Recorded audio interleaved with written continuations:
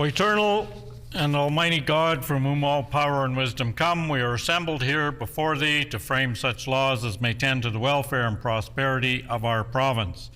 Grant, O merciful God, we pray thee, that we may desire only that which is in accordance with thy will, that we may seek it with wisdom and know it with certainty and accomplish it perfectly.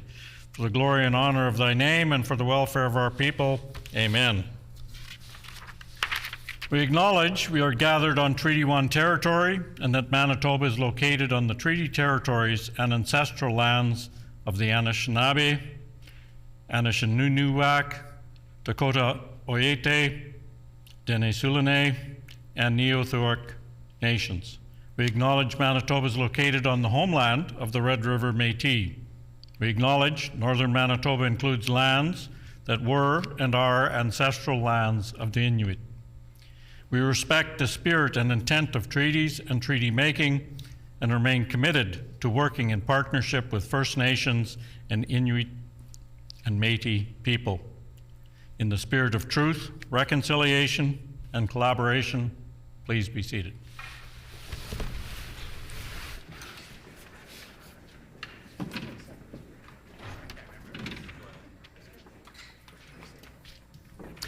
The Honourable First Minister.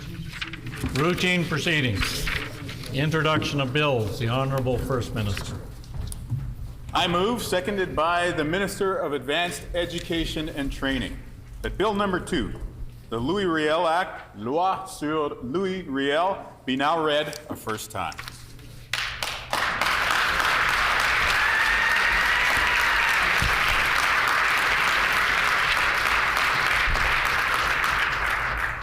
It has been moved by the Honourable First Minister, seconded by the Minister of Advanced Education and Training, that Bill number 2, the Louis Riel Act, be now read a first time. The Honourable First Minister. Cette loi reconnaît ce que les Métis sont connus et ont honoré depuis longtemps, que Louis Riel est le premier Premier ministre du Manitoba. This act will make things as they always should have been, which is to recognize that Louis Riel is the first Premier of Manitoba. I look forward to working with all parties to ensure that this bill receives royal assent before the winter break.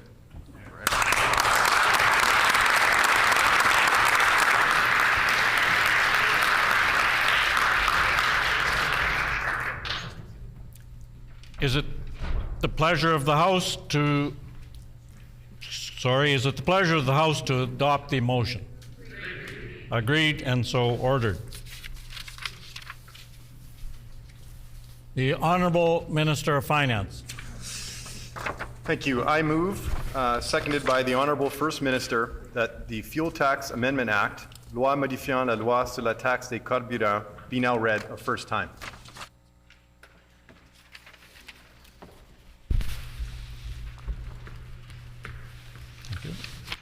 It has been moved by the Honourable Minister of Finance, seconded by the Honourable First Minister, that the Fuel Tax Amendment, Fuel Tax Holiday Act be now read a first time.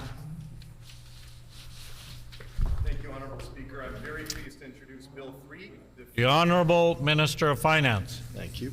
Thank you, Honourable Speaker. I'm very pleased to introduce Bill 3, the Fuel Tax Amendment Act. This bill will provide much-needed relief to Manitobans during these unprecedented times of high inflation. The bill implements a 6-month fuel tax holiday commencing January 1st, 2024. During the fuel tax holiday, the fuel tax rates on gasoline, diesel, and natural gas used to operate motor vehicles will be reduced from 14 cents to 0. This will provide direct relief to Manitoba families struggling with rising costs and is a crucial step in our government's plan to make life more affordable for all Manitobans.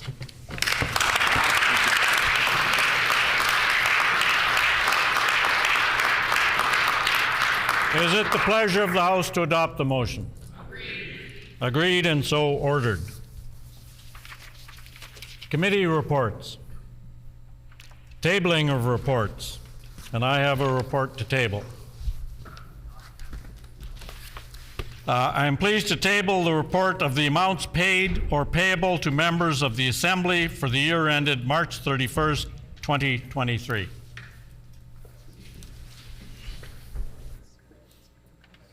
The Honourable Minister of Families. Which, Honourable Speaker, I am pleased to table the following reports. The Accessibility for Manitobans Act Annual Report for 2022-2023, the Social Services Appeal Board Annual Report for 2022-2023, Manitoba's Poverty Reduction Annual Report for 2022-2023, and the Department of Families Annual Report for 2022-2023. Thank you much.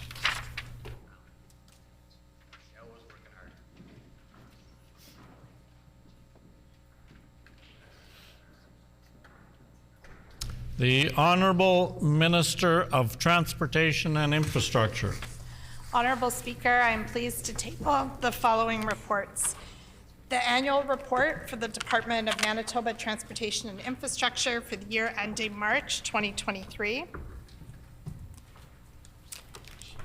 The annual report for Consumer Protection and Government Services for the year ending March 2023. The annual report for Entrepreneurship Manitoba for the year ending March 2023. The annual report for the Materials Distribution Agency for the year ending March 2023. The annual report for Manitoba Education, Research and Learning Information Networks for the year ending March 2023.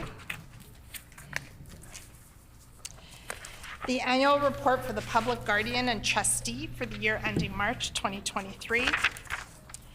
The annual report for the Vehicle and Equipment Management Agency for the year ending March 2023. The annual report for the Automobile Injury Compensation Appeal Commission for the year ending March 2023. And the annual report for the Residential Tenancies Commission for the year ending March 2023.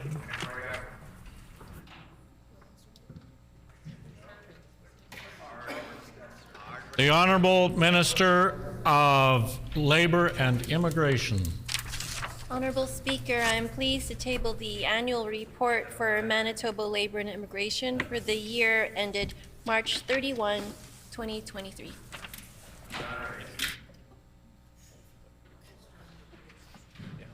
Are there any other reports? The Honourable Minister of Finance. Thank you, Honourable Speaker. I am pleased to table the following 2023 annual reports by the Department of Finance. Department of Finance Annual Report, Employee Pension and Other Cost Annual Report, the Public Service Commission Annual Report, Tax Credits Enabling Appropriations Public Debt Annual Report, Manitoba Financial Services Agency Annual Report, the Manitoba Hydro Annual Report, the PUB Annual Report, and the Manitoba Public Accounts Annual Report. Sounds like $250 million plus surplus. A lot of money. The Honourable Minister of Sport, Culture, Heritage and Tourism. Honourable Speaker, I am pleased to rise today and table the annual reports for 22-23. Manitoba Centennial Center Corporation, Manitoba Liquor and Lotteries, Manitoba Sport, Culture, Heritage and Tourism Report, the Travel Manitoba Annual Report, the Centre culturel franco-manitobain Rapport Annuel, the Annual Report for the Manitoba Arts Council, and the Annual Report for the Manitoba Film and Music.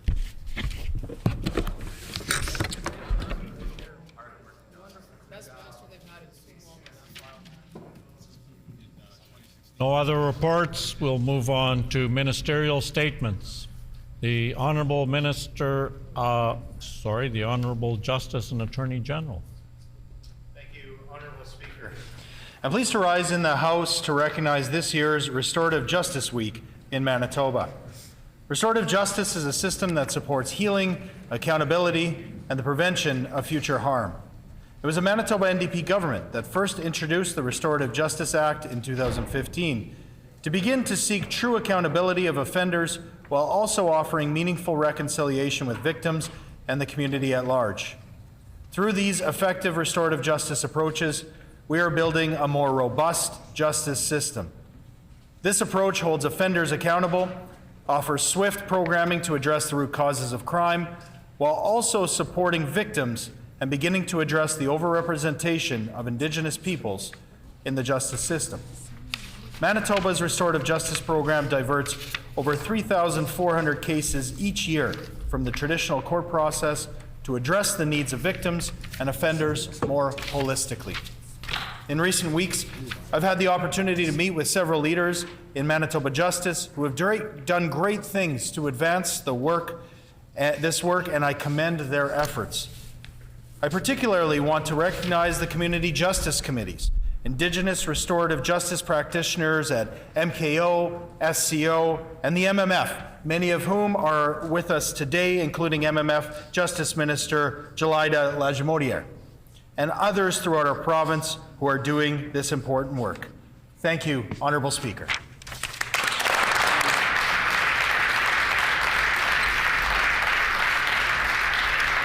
The honourable member from, just a minute. The honourable member from Brandon West. Honourable Speaker, it's an honour to rise today and address Restorative Justice Week in Manitoba. Restorative justice has become a major influence on our innovation in the criminal justice system and an influence on those across Manitoba.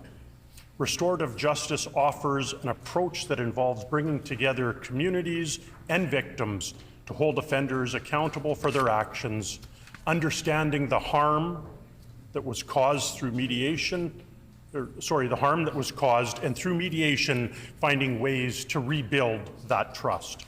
Restorative justice allows all those involved to be acknowledged and to have an opportunity to talk directly to all stakeholders and address the best way to provide restitution rather than taking the traditional route in our criminal justice process through incarceration or statutory punishment. I would like to acknowledge two organizations in Brandon and the Westman area that have been an incredible resource and that we can uplift restorative justice in our community.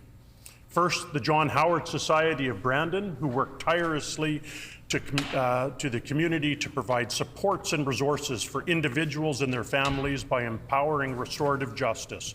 They offer many programs through the Men's Resource Centre, traditional housing, anger management programming, and reintegration support. We are also very lucky to have the Westman Community Mobilization Hub covering over 21,000 square kilometers. Order. The member's time has expired. Is there leave for the member to finish his statement? Agreed. Leave has been granted.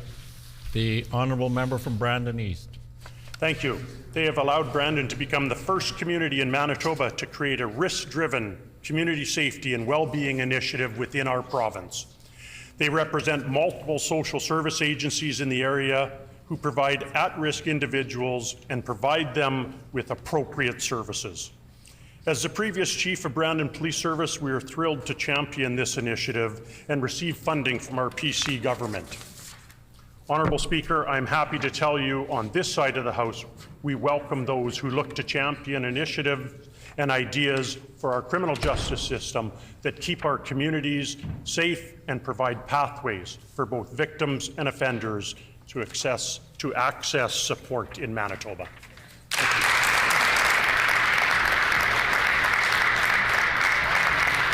And for the purposes of Hansard, I will correct it was the member for Brandon West. The member for Tyndall Park. Thank you, Honourable Speaker. I ask for leave to respond to the Minister's statement. Does the member have leave? Agreed and so ordered. Thank you, Honourable Speaker. The member for Tyndall Park. Thank you. And I'd like to thank the Minister for bringing forward today's statement on Restorative Justice Week.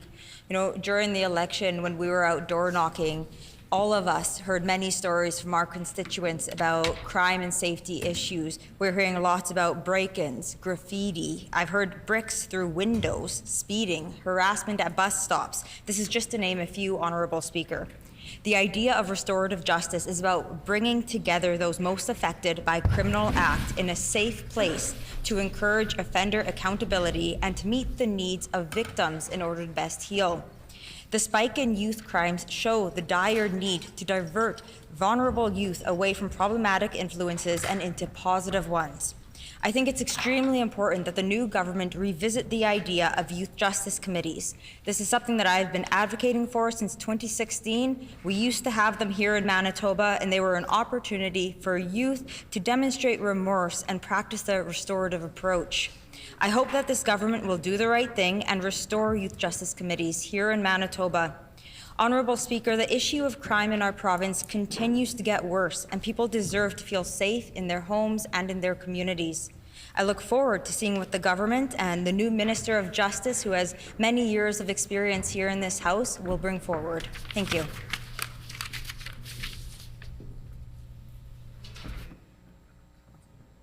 The Honourable Minister of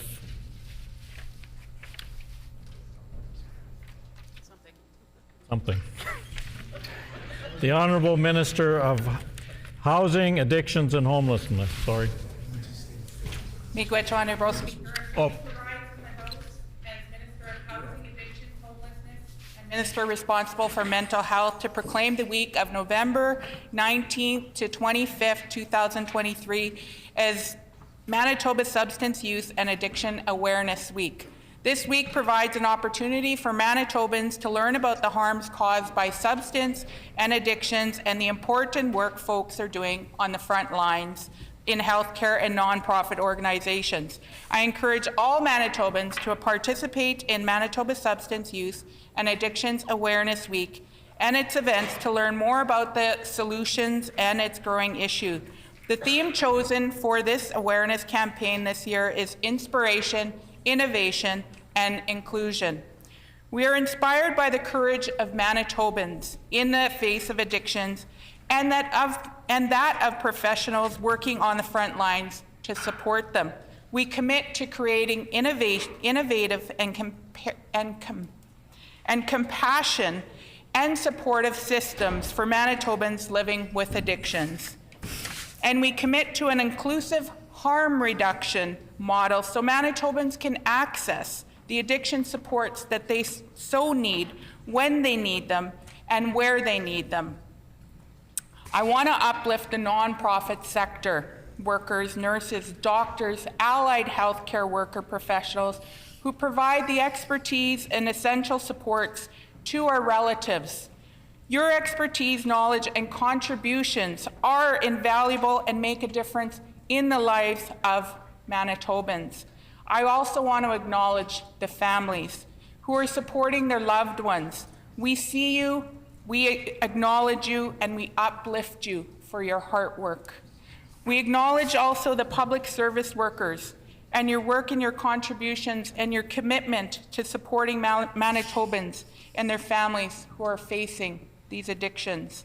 Our government will work collaboratively with you and all Manitobans in the years ahead to help save lives and promote healing for individuals, families, and communities across this beautiful province that we call Manitoba.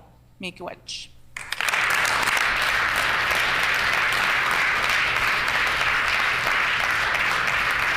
Before I recognize any other speakers, I would just indicate that the 90 minutes notice prior to routine proceedings was provided in accordance with Rule 27-2. The honourable member from Morden Winkler. Honourable Speaker, it's an honour for me to rise today in response to the ministerial statement delivered by the Minister of Housing, Addictions and Homelessness. Every year, Manitoba Substance Use and Addictions Awareness Week draws attention to the ongoing impact of addictions and substance use in our communities. Addictions and substance use has an impact on my life in a very personal way. A close family member of mine has struggled in the past with a substance use addiction, and it was the ability for them to access treatment that saved their life. I cannot stress enough how important it is that they were able to access this treatment and the path to recovery. I will always advocate for supports and wraparound services, as well as engage in meaningful discussions on how we can support those struggling with addictions and their families, such as mine. Under the leadership of the PC government, I am proud to highlight an investment of nearly $9 million that created over 1,600 publicly funded life-saving addictions treatment spaces this year. These spaces included home and mobile withdrawal management services, medical withdrawal management services, both men and women, bed-based treatment spaces, community-intensive treatment spaces, and supportive recovery housing spaces. Increasing capacity in addictions treatment services has and will always save lives. And another investment under the PC government was the investment in 7 rapid access addictions medical clinics. These clinics offered a variety of wraparound services, including assessments, counseling, prescriptions for opiate agonist treatments, referrals to withdrawal management services, community treatment programs, and primary caregivers. Thousands of individuals have accessed these clinics and have made a difference in their families, communities, and the province. Addictions impacts families and communities in a very significant way.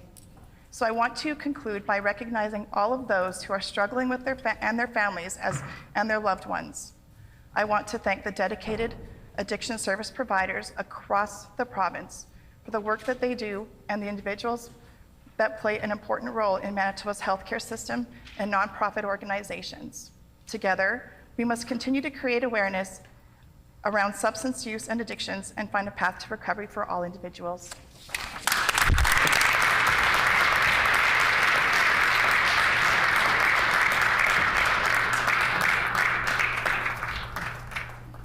Prior to oral questions, prior to member statements, there were some guests in the gallery that I'd like to introduce. There were seated in the public gallery from St. Maurice School, 53 grade 9 students under the direction of Rebecca Stakowski, and the group is located in the constituency of the Honourable Member for Fort Garry. There's also seated in the public gallery, we have the President of the MMF, President David Chartrand, and the President's wife, Glorianne, the MMF Cabinet Infinity Women's Secretariat spokeswoman, Anita Campbell, MMF Cabinet Winnipeg Region, Andrew Carrier, MMF Cabinet Winnipeg Region, David Beaudin, MMF Cabinet Interlake Region, Alfred Anderson, MMF Cabinet Interlake Region, Mona Boers, MMF Cabinet Thompson Region, Juldea Lajmodier, MMF Thompson Region, Mark Part-N2, MMF Thompson Region, Mildred Dorian, MMF Cabinet Southeast Region, Denise Thomas, MMF Cabinet Southeast Region, Sean Nault, the MMF Northwest Region, Francis Chartrand, MMF Cabinet Northwest Region, Richard Genet, MMF Northwest Region, Peter Fleming, MMF Cabinet Southwest Region, Will Goudon, MMF the Paw Region, Joan Ledoux.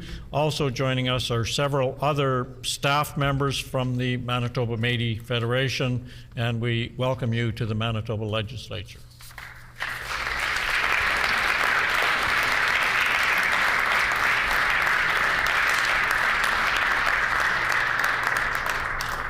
Member statements. The Honourable Member from Seine River. Honourable Speaker, today I want to recognize Parc LaSalle School for its community-based supports and programming. It is a K-4 school in St. Norbert that serves a diverse student population that are primarily from a low-income and multicultural community. As the school faces a neighborhood with significant diversity, they accommodate students for various needs. Joining us today in the gallery are Parc LaSalle's principal, Derek Marvin, and resource teacher, Natalie Moore.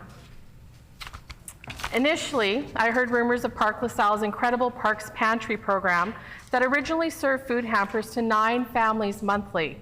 Since it began in 2021, the program now offers services to the surrounding community for a pantry pickup event held once a month, providing essential support to over 40 families. This pantry is available to families on an emergency basis at any time, and some rely on weekly access to meet ongoing needs.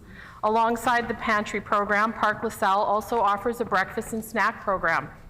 They partner with local organizations and condominium complexes to ensure consistent food supply. An instrumental person in this work is Natalie Moore, the primary organizer of Parks Pantry. The majority of her contributions have been voluntary, highlighting her immense dedication to the work of supporting her community. Beyond addressing food insecurity, the school also works hard to address both socioeconomic challenges and supporting families with access to community services. This includes clothing drives, toy collections for the winter break, vision and hearing screenings, and transportation to medical appointments. Park LaSalle School does amazing work to address community needs through their programming. It takes a lot of time, energy, and participation to serve a community the way they serve students and families.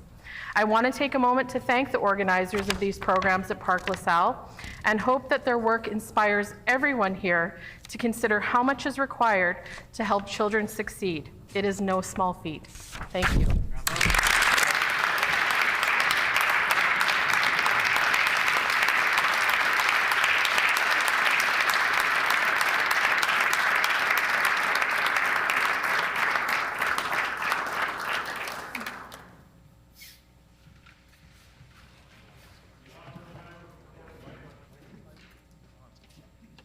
The honourable member for Fort White.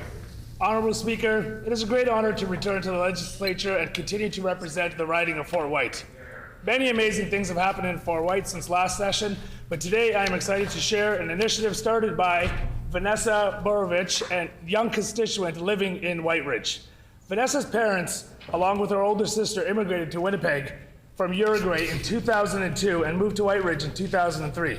Vanessa has lived in White Ridge all her life and shared with me the positive impacts of the neighborhood that her family felt as arriving as newcomers. A sense of welcoming, community, and even celebration of their cultural diversity from neighbors solidified their decision to stay in White Ridge.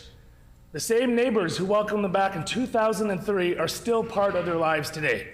This urged Vanessa to think about ways she could pass the torch and make other new families feel welcome. So in November 2022, Vanessa reached out to the White Ridge Community Center, and with the help of President Kim O'Hara, the Director of Diversity, Shaheen Sastori, she created the Welcome Basket Project. Vanessa got to work connecting local businesses to gain support, advertising in local newsletters, and even set up a table at the Celebration of Cultural Diversity hosted in partnership with the Henry G. Isaac Middle School and the White Ridge Community Center. Soon enough, Vanessa was receiving emails from new families requesting these welcome baskets. To date, Vanessa has delivered over 27 welcome baskets and has the support of 10 local businesses helping fill these welcome baskets. Vanessa's willingness to go above and beyond for our community and especially to new Canadians is an inspiration to all of us.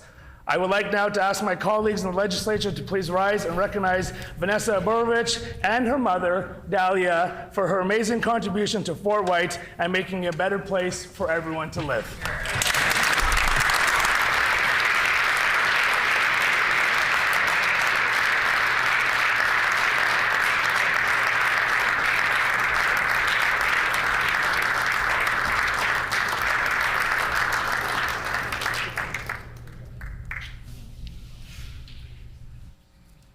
The honourable member for Assiniboia. Thank you, Honourable Speaker. It is truly an honour to rise in this House for the first time as the NDP MLA for Assiniboia. Today, I would like to speak on the incredible work being done at Equal Opportunities West. Established in 1979, Equal Opportunities West is a nonprofit organization that provides employment support services for people living with disabilities. Their goal is to empower potential job seekers by teaching them the skills they need for competitive employment. One of the organization's initiatives is the Supported Employment Service Program. This program gives its participants the practical and necessary skills required to find employment. Supporting up to 40 people annually, the program assists its participants in resume writing, job applications, and interview preparation. Equal Opportunities West also hosts the Entrepreneurs with Disabilities program, which supports their participants in starting new businesses in Winnipeg. This resource assists entrepreneurs in creating business plans, marketing their business, and networking with business owners and customers. One of the Equal Opportunities West's most recognizable programs is their e-waste and recycling program. The donations of old electronic devices are broken down into parts by participants before being sent to Urban Mine. The metal scrap facility pays for the electronic parts, and that money is distributed to each of the individuals who works in the program. This program not only provides income for its workers, but also helps refine their motor skills and encourage an interest in technology. I encourage all of you to participate by donating your old and used devices. While the program's mandate initially focused on employment services, Equal Opportunities West's initiatives now include changing the societal culture and perceived value of individuals with disabilities. Their work is a true testament to the strength of empowerment and choice. Please join me in thanking Susan Morgan, the Executive Director of Equal Opportunities West, and all of her staff, Tanya, Joey, and Emmanuel, for all their commitment to providing. Order. The member's time has expired. Is there leave? Leave has been granted. The honourable member from Assiniboia. Thank you. And all of their hard work and commitment to providing tools and services for people living with disabilities.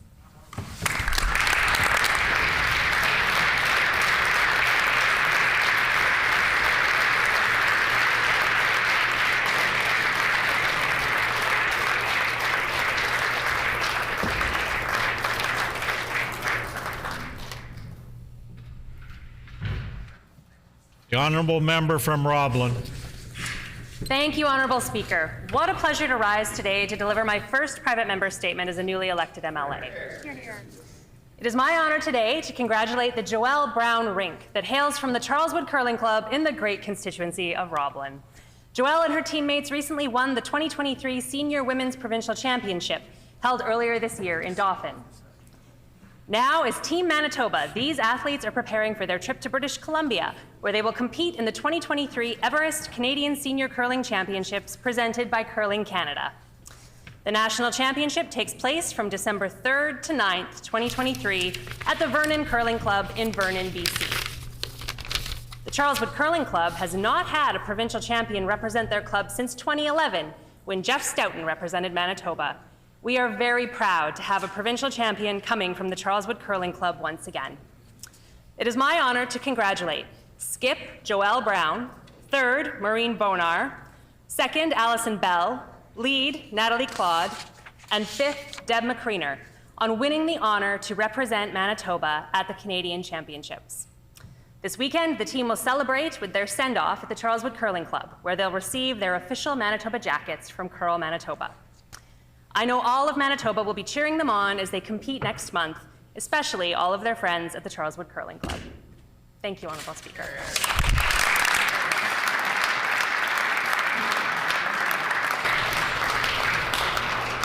The honourable member from Thompson. Thank you, Honourable Speaker. Today I'd like to recognize Loretta Dyken, an educator and advocate from the Mystery Lake School Division in Thompson. Loretta received the 2023 Guiding the Journey Award from Inspire, including Partner in Indigenous Education Award, which recognizes non-Indigenous educators who strongly advocate for Indigenous students and education. Loretta achieved a great deal as an educator. She was a cultural proficiency consultant at the Mystery Lake School District. She was involved in Wichihituin, government-led initiative for education. She also introduced cultural proficiency training to the school district, University College of the North, the Northern Health Region, and the RCMP. Loretta is a strong promoter of the Cree language. As a speaker, she developed and created high school level Cree courses. Her work didn't stop there. Loretta also organized and delivered Indigenous-based mini Winterfests in her school district at 6 elementary schools that have happened every year since the early 90s. Loretta recently retired, but is still passionate about ensuring Indigenous students have access to culturally appropriate activities, teachings, while non-Indigenous students learn about Indigenous culture. Loretta's life work is a testament to what reconciliation efforts mean. Knowledge sharing, truth telling, and supporting our kids are essential to reconciling with Indigenous communities. Loretta exemplifies the work all of us can learn from, collaborating, learning from those who are different from us, and advocating for change, as all of our lives are connected. We must develop empathy, compassion for one another. So please join me in celebrating the amazing achievements and acknowledging her incredible work and career in retirement.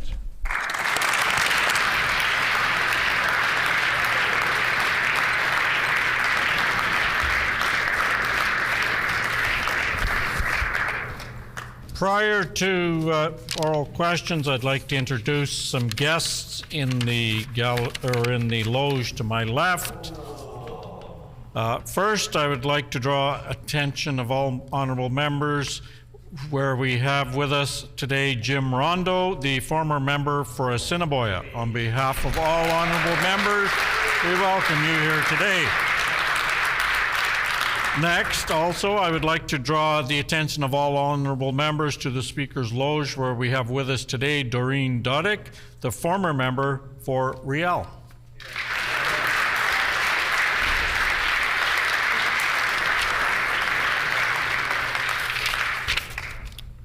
Oral questions.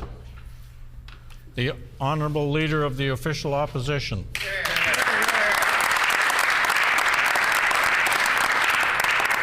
Thank you very much, Honorable Speaker. In the recent election, the NDP made $3 billion worth of promises to Manitobans with absolutely no plan on how to pay for those promises. No plan. Now, the government has 3 choices on how to pay for those commitments. They can either cut programs, they can raise taxes, or they can grow our economy.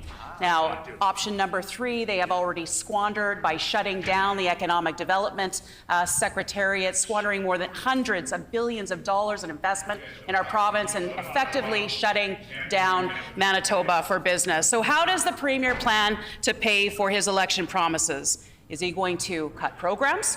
Or is he going to raise taxes? Yes. Which is it? Both. Or both. All the above. That's my third one.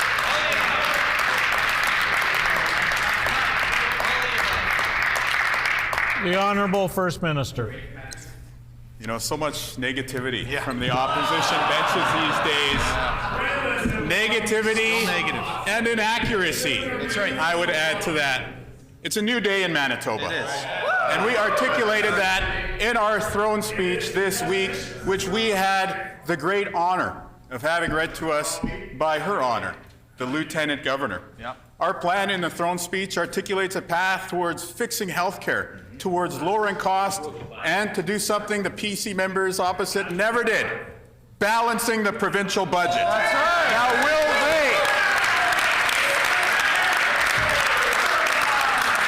Now, will they support our throne speech, yes or no? There we go. The Honorable Leader of the Official Opposition on a supplementary question. Why would you put something so stupid on the record? That's just bizarre. Honorable Leader of the Opposition on a supplementary question. Well, thank you, Honorable Speaker. And perhaps I know the Premier has been busy, and maybe he hasn't had a chance to.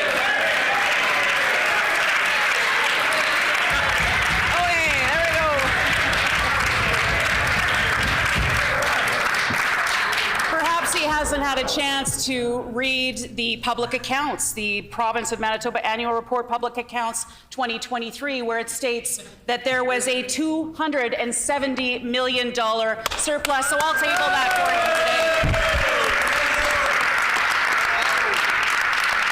Honorable Deputy Speaker. $3 billion worth of commitments to Manitobans, no plan on how to pay for it. Which is he going to do? Is he going to raise taxes on Manitobans, or is he going to cut social programs for those Manitobans who need it? Or are they going to do both? The Honourable First Minister. The Leader of the official opposition is only right about one thing, that we've been very busy. That's right.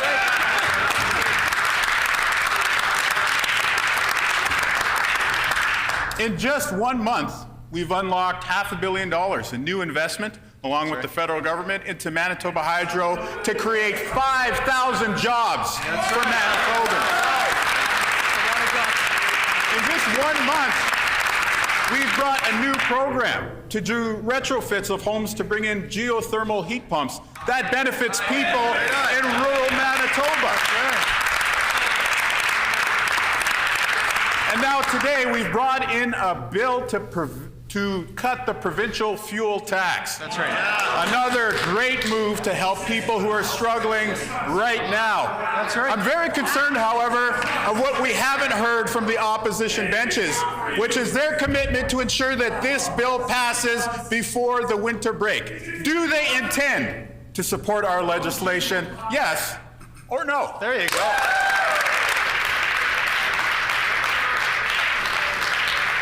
The Honourable Leader of the Official Opposition on a final supplementary. Well, thank you, Honourable Speaker. And $3 billion worth of commitments to Manitobans with no plan or vision on how to pay for that. No plan. I will ask the Premier again because he refuses to answer the question, and Manitobans deserve to know. Which is he going to do? Is he going to raise taxes? Is he going to cut programs? Or is he going to do both? Both. Probably. The Honourable First Minister. The members opposite did one of the most damaging things that any government has ever done to the provincial healthcare system, which was to close 3 of the biggest emergency rooms in the province. We're still trying to repair the damage of that, and we witness it each and every day at sites like the Grace Hospital.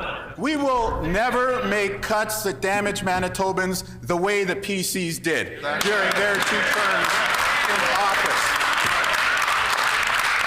But when it comes to fiscal responsibility, I would note that the Leader of the Opposition is glossing over a 6-month period during which she led the province. And I can tell Manitobans this: when they see what they did during that 6-month run-up to the election, there are going to be many difficult questions for her to answer. That's right. That's right. Opening up the book.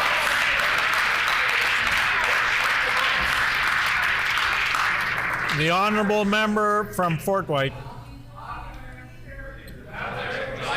They want you. Honourable Speaker, speaking of a financial mess, I suggest the members opposite look at the 2015-16 public accounts, where the NDP mismanaged in a deficit of $846 million.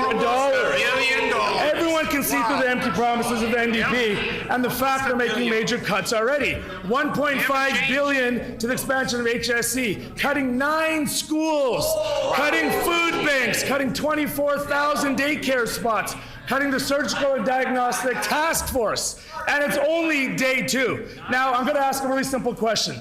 For math, comprehension for the finance minister, what's better, $846 million deficit or $270 million surplus? It's that easy.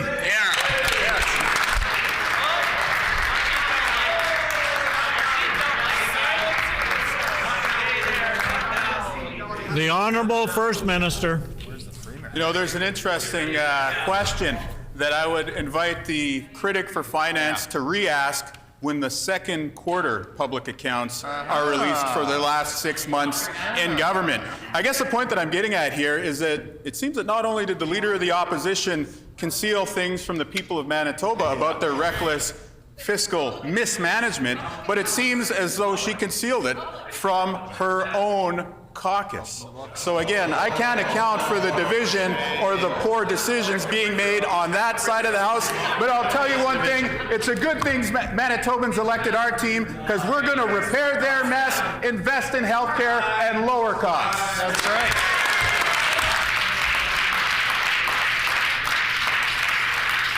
The member from Fort White on a supplementary question. Honorable Speaker, it's really embarrassing for the members opposite. I asked the Minister of Finance, but the Premier wants to stand up because I guess he doesn't trust the Minister of Finance to answer the question. Now, day two, not one answer from the other side. No plan of how they're going to get it done, and no answers, even in question period, where they're supposed to answer questions for the public.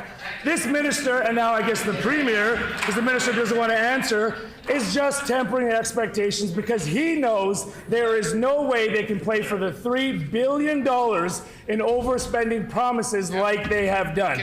They have no plan. They're not going to get it done unless they raise taxes or cut programs. So again, which one is it? Are they going to cut schools? Members' time has expired.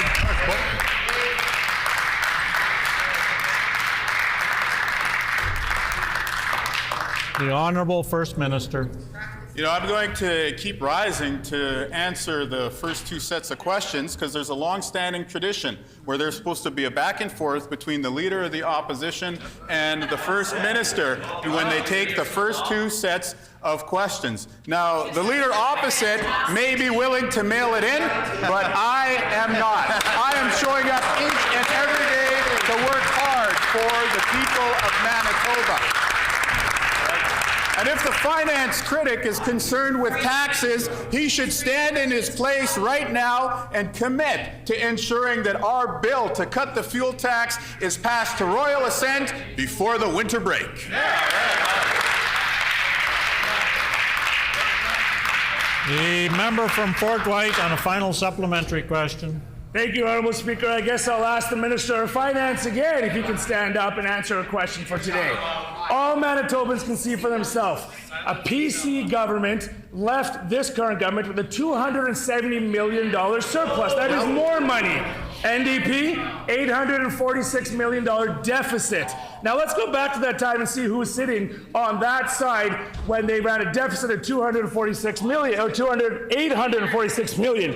Minister of Justice, Minister of Agriculture, Minister of Advanced Education, and Minister of Families were all there when they ran this province into $846 million in deficit. So my question again is, are they going to cut programs or are they going to raise taxes? Can we please get an answer on question period? Thank you. The Honourable First Minister. Order. The Honourable First Minister. These words are going to come back to haunt the PC caucus in the next few weeks. The ones that he's just shared, I can assure you that. Manitobans are going to learn in the coming days that the previous government left us with a tremendous fiscal mess.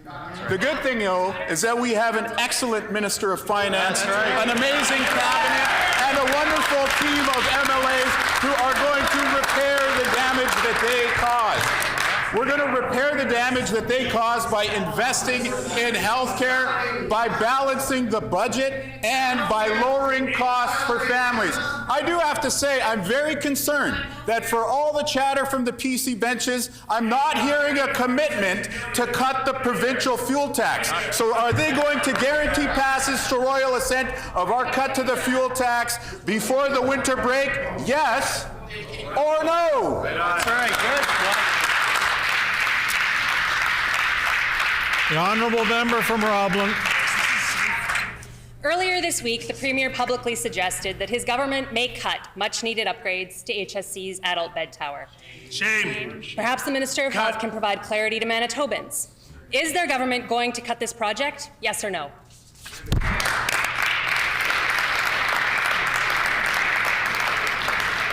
The Honourable Minister of Health, Seniors and Long-Term Care. Thank you, Honourable Speaker, and I thank the member opposite for that question.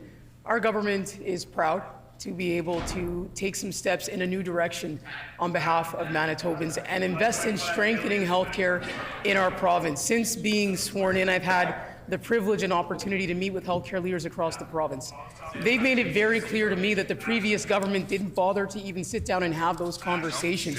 It's a big shift, Honourable Speaker. It's a big shift that is welcome from Manitobans and the experts who are guiding our healthcare system. I look forward to continuing to work together to strengthen healthcare in our province. The honourable member from Roblin on a supplementary question. The Health Sciences Centre is Manitoba's hospital, with 40% of its patient population coming from rural and northern Manitoba or First Nations communities. The entire province relies on HSC's buildings, services, and the future doctors graduating from the Bannatyne campus. The planned upgrades to HSC are more than just renovations. They are about the future of healthcare for all Manitobans. I'll ask the minister again, is the NDP planning to cut this project?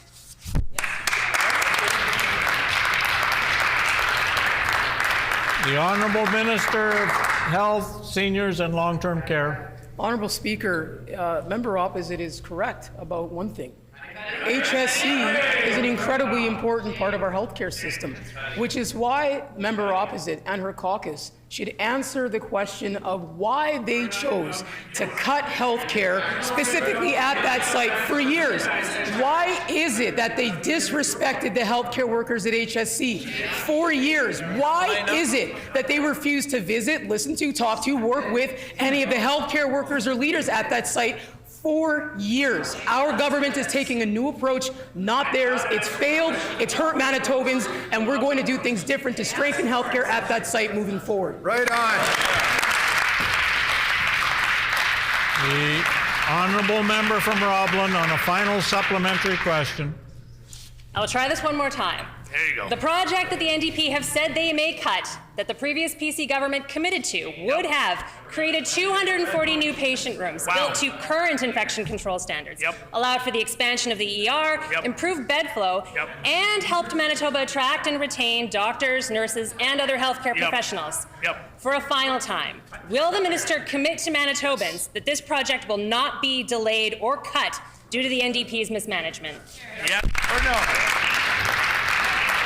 The Honourable Minister of Health, Seniors and Long-Term Care.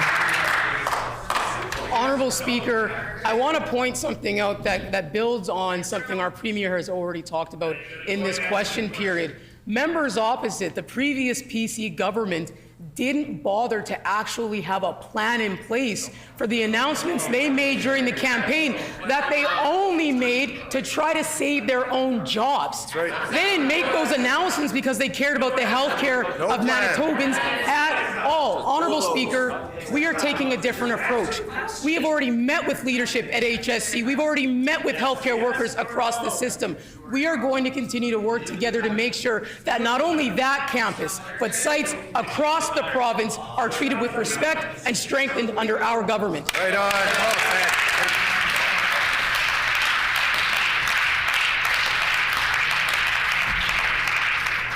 The honourable member from Brandon West.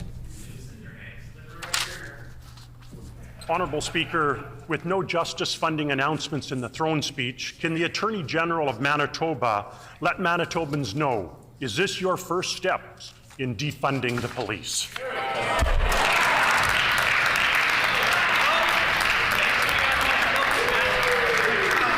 The Honourable Minister of Justice and Attorney General. What a tired bunch. Order. Order. Order.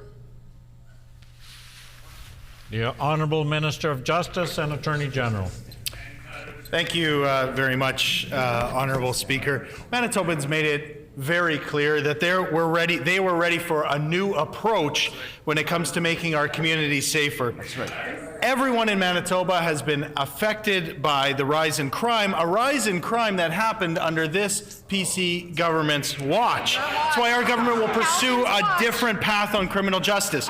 One that's tough on crime, but also tough on the causes of crime. My priority as Justice Minister and Attorney General is to make sure that every Manitoban is safe and that there's confidence in our justice system. Right on.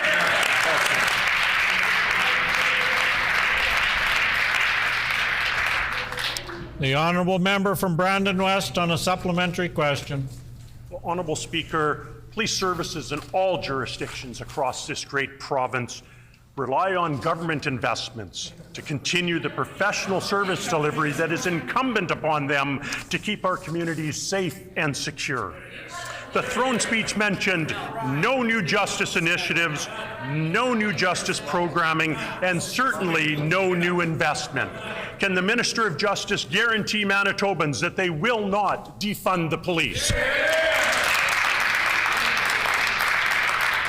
The Honourable Minister of Justice and Attorney General. While the member opposite continues to use divisive language, that his leader and others have used throughout the campaign, our approach to justice will work to break those cycles of violence, work upstream within the justice system, address the issues of mental health, addictions, and housing, and prevent crime and help people who are victims of crime. Mr. Honorable Speaker, I want to be absolutely clear here. We're going to take a serious approach to this issue, and we're not going to use divisive language like the members opposite. Hear, hear. The Honourable Member from Brandon West on a final supplementary question.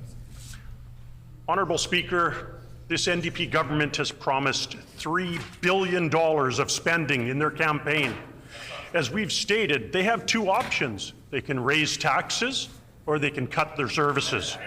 Knowing there will be cost savings needed by this government, will the Minister of Justice confirm that this government will not cut funding to police services and ultimately defund the police?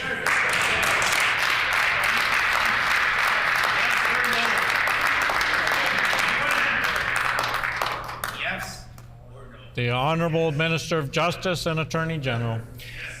I can imagine it's uncomfortable for the member opposite to be sitting in a caucus full of members who are responsible for year over year cuts to municipal policing across our province. And he knows this, Honourable Speaker. He knows this because he comes from the world of law enforcement. He knows the cuts and the impact that it's had to our brave men and women who are in law enforcement. I think it's beholden to him to talk to his caucus, to sit down with those members who are responsible for their cuts and ask them if they're proud of their record of cuts and division over 7 years.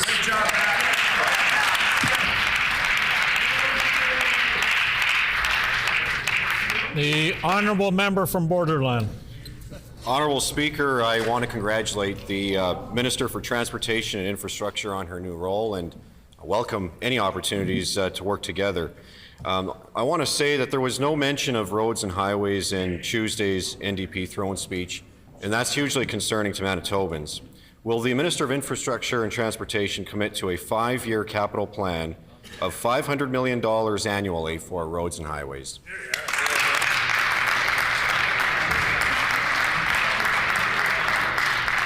The Honourable Minister of Transportation and Infrastructure, Consumer Protection and Government Services. Thank you, Honourable Speaker. And I too want to congratulate my critic and welcome him to this role. We've had the opportunity to exchange a few nice words along the way, and I look forward to the questions to come. I can say, as you know, we are reviewing the budget given all of the things that we've heard, but we are absolutely holding the budget line of over $500 million in highway capital investments from up by $26 million from 2022-2023 for this year. Thank you. Excellent.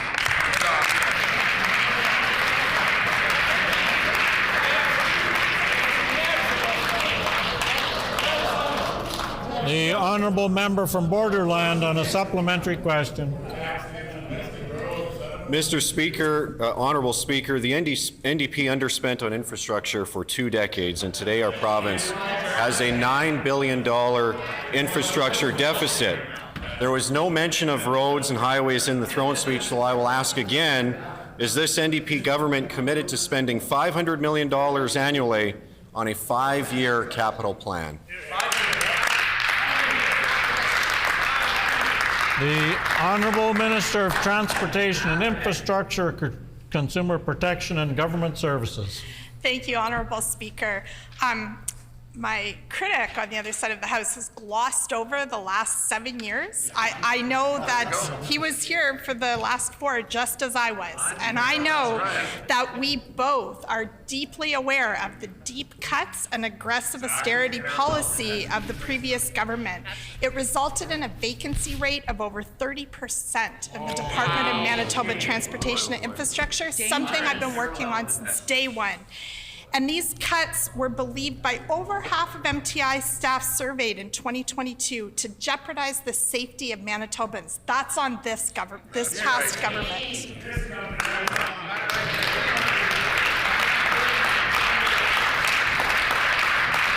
The honourable member from Borderland on a final supplementary question. Honourable Speaker, it's clear that this NDP government is going to allow our province to decay once again. No mention of roads or highways in the throne speech, and in their nearly 2 decades in power, they allowed a $9 billion infrastructure deficit in our province. What road projects will be cut when this NDP government once again underspends the infrastructure budget? The Honourable Minister of Transportation and Infrastructure, Consumer Protection and Government Services. Thank you, Honourable Speaker. The infrastructure deficit left behind by the PCs over the last 7 years will take a long time to fix. The budgetary cuts and freezes, in addition to drastically reducing staffing levels in the department, have left a lot of challenges, but we are up to the task. I think that the critic has failed to recognize that in the throne speech, we recognize the workers, and the workers in this department were also greatly neglected and not treated well over the last 7 years. So they have been recognized in the throne speech, and going forward, we will continue to appreciate their work, staff up this department, and build the infrastructure this province requires. Hear, hear. Hear, hear.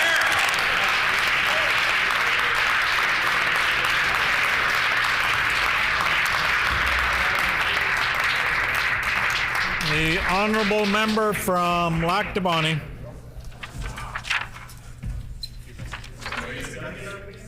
Did you say it already? Yeah. Thanks, Honourable Speaker. Yesterday, the Minister of Education and Early Childhood Learning had confirmed that he's going to continue moving forward with the progressive Conservative government plan for ready-to-move childcare spaces. Unfortunately, he didn't answer the question yesterday, Mr. Honourable Speaker, on the fact that he is, in fact, cutting over 2,400 childcare spaces in Manitoba. I know this is the direction from his leader, the leader of the NDP. Can the minister confirm today, is he cutting those 2,400 additional childcare spaces? Yes or no? The Honourable Minister of Education and Early Childhood Learning. Well, thank you, Honourable Speaker, and I want to remind a member for Lac du Bonnet that these ready-to-move pieces are indeed ready to move and ready to go to many of the childcare centres that are outside the perimeter highway. As a matter of fact, Honourable Speaker, we were elected to ensure that our kids and our families have reliable $10 a day childcare every day, regardless of if it's summer, whether it's spring break, or whether it is after school. We will ensure that gets that done, and he knows that we will indeed fulfill the expectations of Manitobans. That's right.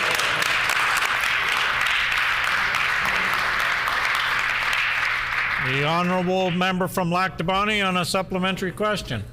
Thank you, Honourable Speaker. And the minister obviously is, maybe he needs to put the earpiece in, Mr. Honourable Speaker. The fact is that the member for Transcona has committed to, by the guidance of his leader, the NDP leader, to cut over 2,400 spaces.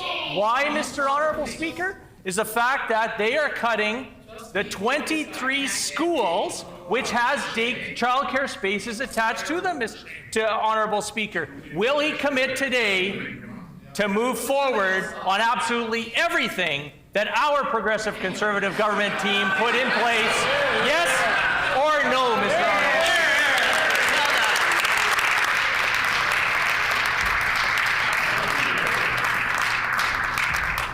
The Honourable Minister of Education and Early Childhood Learning.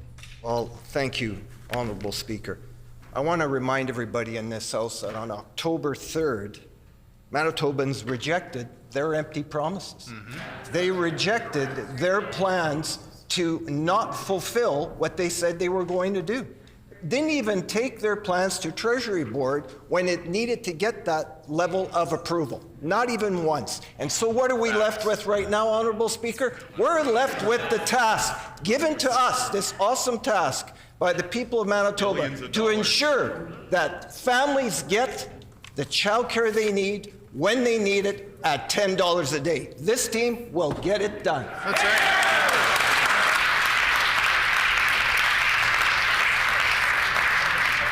The Honourable Member from Lac du Bonnet on a final supplementary question. Thank you, Mr. Honourable Speaker.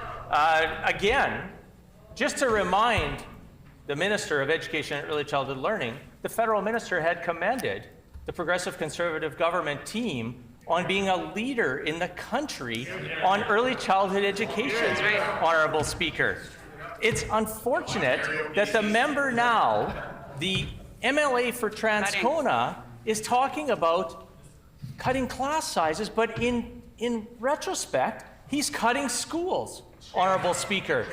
When is he going to make those calls to those school divisions and tell them that him and his leader and his NDP team are cutting 23+ schools that we made a promise? Member's time has expired.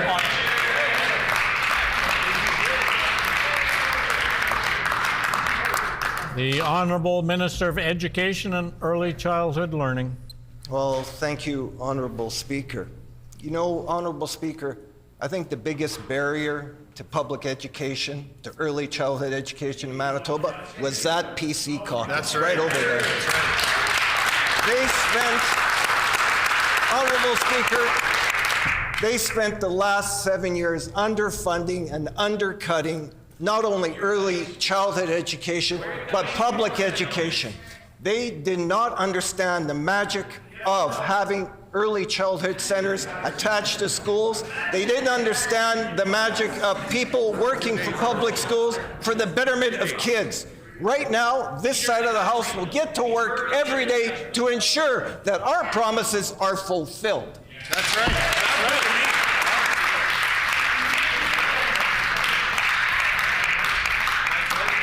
The Honourable Member from Tyndall Park. Thank you, Honourable Speaker. This new government has a lot to live up to with all of their healthcare promises. We have serious issues with our emergency services, and at the end of the day, no Manitoban can afford to wait 33 hours at a hospital to seek care. When will this government tell us exactly how they plan to fix the chaotic wait times in our emergency rooms? The Honourable First Minister. Thank you, Honourable Speaker. I want to thank the member for Tyndall Park for bringing forward for 2 days in a row questions of substance on issues that matter to Manitobans. We know that healthcare is a top priority. We know that it's a top priority because our team was elected on a promise of fixing healthcare for you, the people of Manitoba. That's right. The current situation in emergency rooms is not acceptable. The cuts caused by this PC government of the past have created a years-long challenge that is going to require an extended timeline to fix. But as to the members... Order. But as to the member's question as to when she's going to hear details... The Honourable First Minister. But as to the member's question as to when she's going to hear details, starting tomorrow morning.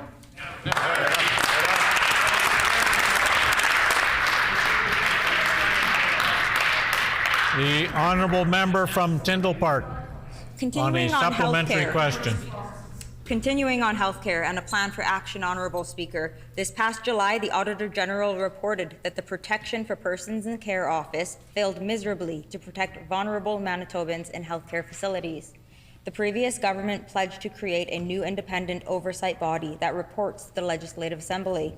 Will this government restore the confidence of Manitobans and give us a clear timeline today as to when they will introduce legislation for the independent office of a seniors advocate. The Honourable Minister of Health, Seniors and Long-Term Care. Thank you, Honourable Speaker, and I thank the member for that very important question. And I know that the member from Tyndall Park has been an advocate on this issue, as we have been on this side of the House for years now. We are actively working toward that objective. We fully intend to make sure that seniors across the province have an independent seniors advocate. As I extended yesterday, I'd be more than happy to provide that member a brief on the work that the department is doing to make sure that we're totally informed on the best approach in order to achieve that. There's a lot of listening and learning and work being done right now that PC government of the past across the way never bothered to do. Right on. The Honourable Member from Tyndall Park on a final supplementary question. Thank you, Honourable Speaker. The Auditor General report also found a lengthy backlog of cases, many of which involved severe abuse of seniors and vulnerable Manitobans. People have been forced to wait 3 to 4 years for investigations to take place if they're not dismissed or unfounded. Will this government commit to providing a timeline on when these backlogged investigations will be completed? The Honourable Minister of Health, Seniors and Long-Term Care. I want to take this moment to commend the folks in the department who have been working furiously and tirelessly to address this issue. I think it's important for Manitobans to know, and for members opposite who maybe aren't aware and are new to this chamber, that the previous government was made aware back in 2019 that there were serious allegations of abuse that were not being investigated. And the previous government did nothing to address that. Our government is listening to those who are doing the work of addressing that backlog, which has, in its majority, been cleared, Honourable Speaker, due to the hard-working efforts of those in the department. We're going to ensure that not only do we address the issues of the past under the failed PC government, we're going to make sure we strengthen this area of the system moving forward. Great job.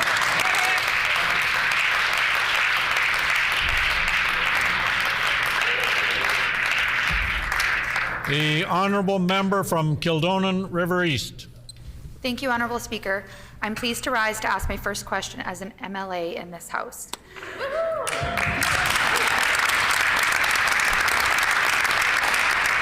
Manitoba families are struggling to make ends meet, but the former PC government made life more expensive while giving away big checks to their billionaire friends. Shame. Shame.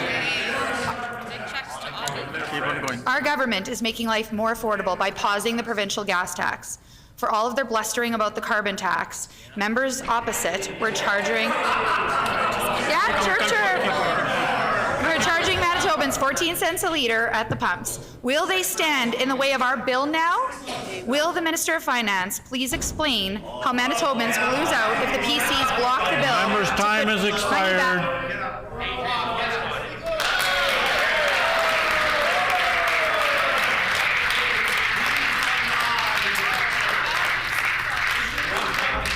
The Honourable Minister of Finance. Thank you, Honourable Speaker, and thank you to my fantastic colleague from Kildonan River East for the question. Pausing the gas tax will save the average family $250 over 6 months. That's immediate financial relief, Honourable Speaker. We know members opposite made life more expensive, Honourable Speaker, so I wouldn't be surprised if they try to block this bill. They raised hydro rates over 20%. They sent checks to out-of-province billionaires, and they picked fights with the feds while all along charging Manitobans 14 cents a litre at the pump. Our government is putting hundreds of dollars back in the pockets of families. Will the members opposite get on board, or will they stand in the way?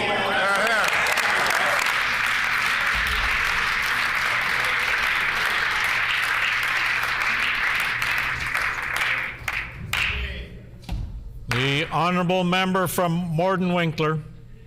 Honourable Speaker, first I would like to congratulate the Minister of Housing, Addictions and Homelessness and the Minister responsible for health on her appointment to her new role. Earlier this month, the Minister was out re-announcing our funding for 24/7 shelter spaces. Will the Minister continue to endorse PC initiatives from the homeless strategy, or will they be cutting these commitments?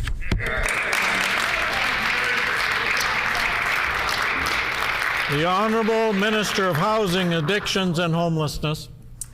Oh, miigwech. Well, I want to congratulate my critic on their new role, and I love work. I want to just say I look forward to working collaboratively together. And that $2.6 million has made such a difference to so many people in their lives in our Manitoba province. It's meant that people have not had to live in bus shacks. It's meant that folks have not had to live in tents. And it's made such a difference in lives in terms of getting people connected with housing, in terms of addiction services, in terms of getting people connected in long-term sustainable housing. And that's something that this government never did. Yeah. That's so.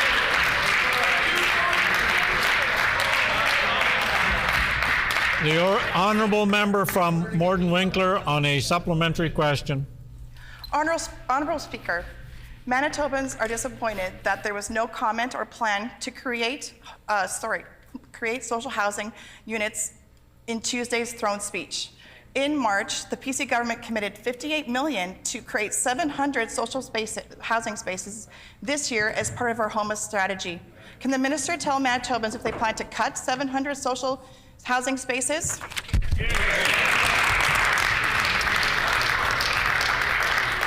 The Honourable Minister of Housing, Addictions and Homelessness.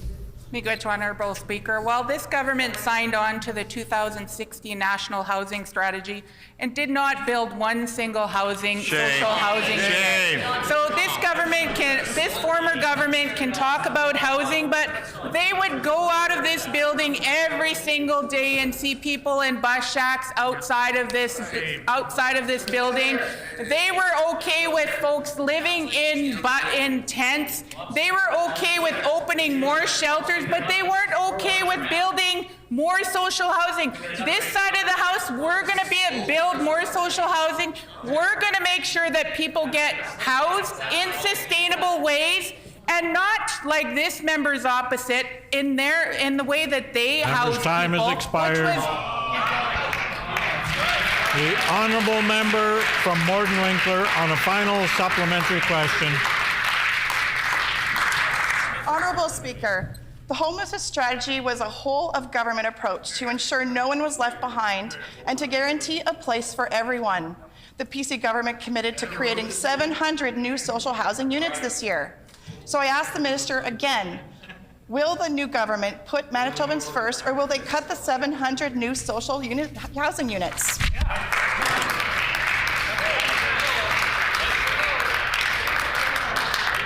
The Honourable Minister of Housing, Addictions and Homelessness. Your Honourable Speaker, we have a plan on this side. Our plan is to actually support people. Their plan was no plan. We actually are listening to the folks on the front lines. This government, had they listened to actual Manitobans, they wouldn't be sitting on that side.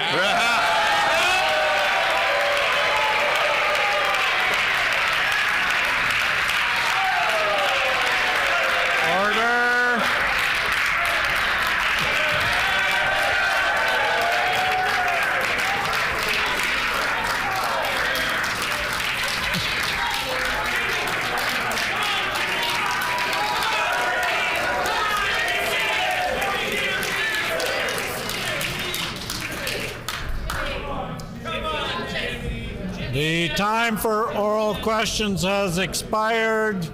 Petitions. The Honourable Member from Tyndall Park. Order. The Honourable Member from Tyndall Park. Honourable Speaker, I wish to present the following petition to the Legislative Assembly.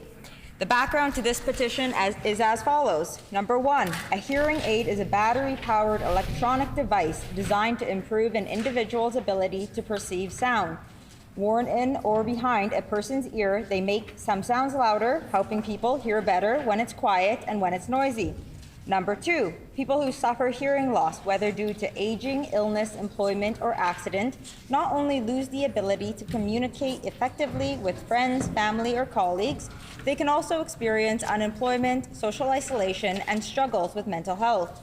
Number 3, Hearing loss can also impact the safety of individual with hearing loss as it affects the ability to hear cars coming, safety alarms, call 911, etc. Number 4, a global commission on the state of the research for dementia care and prevention released an update consensus report in July 2020, identifying 12 key risk factors for dementia and cognitive decline. The strongest risk factor was indicated was hearing loss. It was calculated that up to 8% of the total number of dementia cases could potentially be avoided with management of hearing loss. Number 5, hearing aids are therefore essential to the mental health and well-being of Manitobans, especially to those at significant risk of dementia and Alzheimer's, a disorder of the brain affecting cognition in the ever-growing senior population. Number 6, audiologists are healthcare professionals who help patients decide which kind of hearing aid will work best for them. Based on the type of hearing loss, patients' age and ability to manage small devices, lifestyle, and ability to afford. Number 7, the cost of hearing aids can be prohibited to many Manitobans depending on their income and circumstances. Hearing aids cost on average $995 to $4,000 per year, and many professionals say that hearing aids only work at their best for 5 years. Number 8, Manitoba residents under the age of 18 who require a hearing aid as prescribed by an audiologist will receive either an 80% reimbursement from Manitoba Health or a fixed amount for an analog device up to a maximum of $500 per year, or 80% of a fixed amount for a digital or analog programmable device up to a maximum of $1,800. However, this reimbursement is not available to Manitobans who need the device who are over the age of 18, which will result in financial hardship for many young people entering the workforce, students, and families. In addition, seniors representing 14.3% of Manitoba's population are not eligible for reimbursement despite being the group most likely in need of a hearing aid. Number 9, most insurance companies only provide a minimal partial cost of hearing aids, and many Manitobans, especially retired persons, old age pensioners, and other low-income earners, do not have access to health insurance plans. Number 10, the province of Quebec's Hearing Devices Program covers all costs related to hearing aids and assisted living devices, including the purchase, repair, and replacement. Number 11, Alberta offers subsidies to all seniors 65 and older and low-income adults 18 to 64 once every 5 years. Number 12, New Brunswick provides coverage for the purchase and maintenance not covered by other agencies or private health plans, as well as assistance for those whom the purchase would cause financial hardship. Number 13, Manitobans over the age of 18 are only eligible for support of hearing aids if they are receiving employment and income assistance, and their reimbursement only provides a maximum of $500 a year. We petition the Legislative Assembly of Manitoba as follows. Number 1, to urge the provincial government to consider hearing loss as a medical treatment under Manitoba Health, and number 2, to urge the provincial government to provide income-based coverage for hearing aids to all who need them, as hearing has been proven to be essential to Manitoba's cognitive, mental, and social health and well-being. This petition has been signed by many Manitobans. That is a mouthful.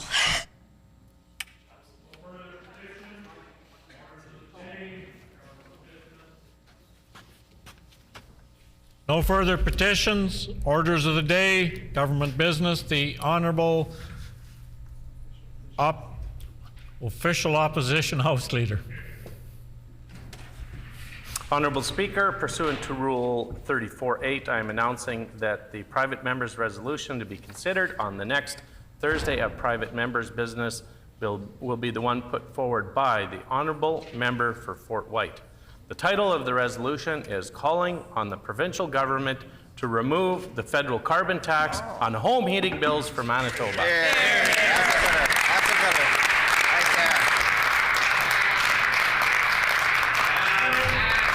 Order.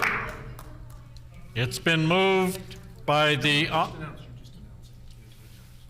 I'm announcing that pursuant to Rule 34.8, I'm announcing that the private member's resolution to be considered on the next Tuesday of private members' business will be one put forward by the Honourable Member for Fort White.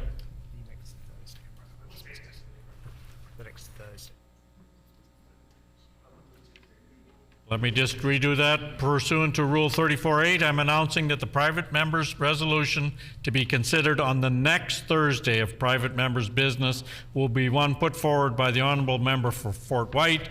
The title of the resolution is calling on the provincial government to remove the federal carbon tax on home heating bills for Manitobans.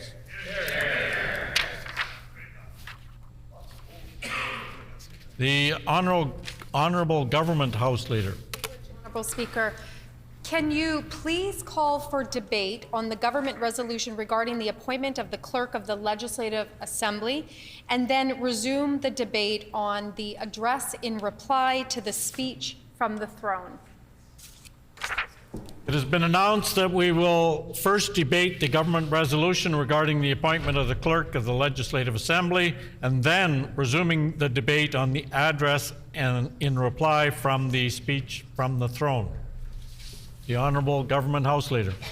Which, Honourable Speaker, I move, seconded by the Minister for Municipal and Northern Relations, whereas in accordance with Section 33-1(3) of the Legislative Assembly Act, the Legislative Assembly Management Commission met on July 31st, 2023, and November 14th, 2023, to discuss the appointment process for the position of Clerk of the Legislative Assembly. And whereas the Legislative Assembly Management Commission agreed to recommend the Legislative Assembly of Manitoba that Rick Yarish be appointed as Clerk of the Legislative Assembly of Manitoba, effective upon passage of the House of a resolution affirming this recommendation.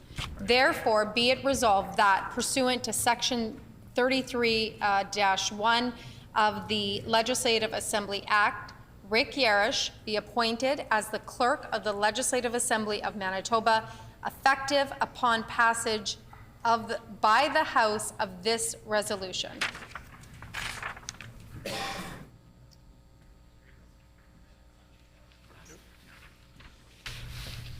It has been moved by the Honourable Minister of Families, seconded by the Honourable Minister of Municipal and Northern Relations.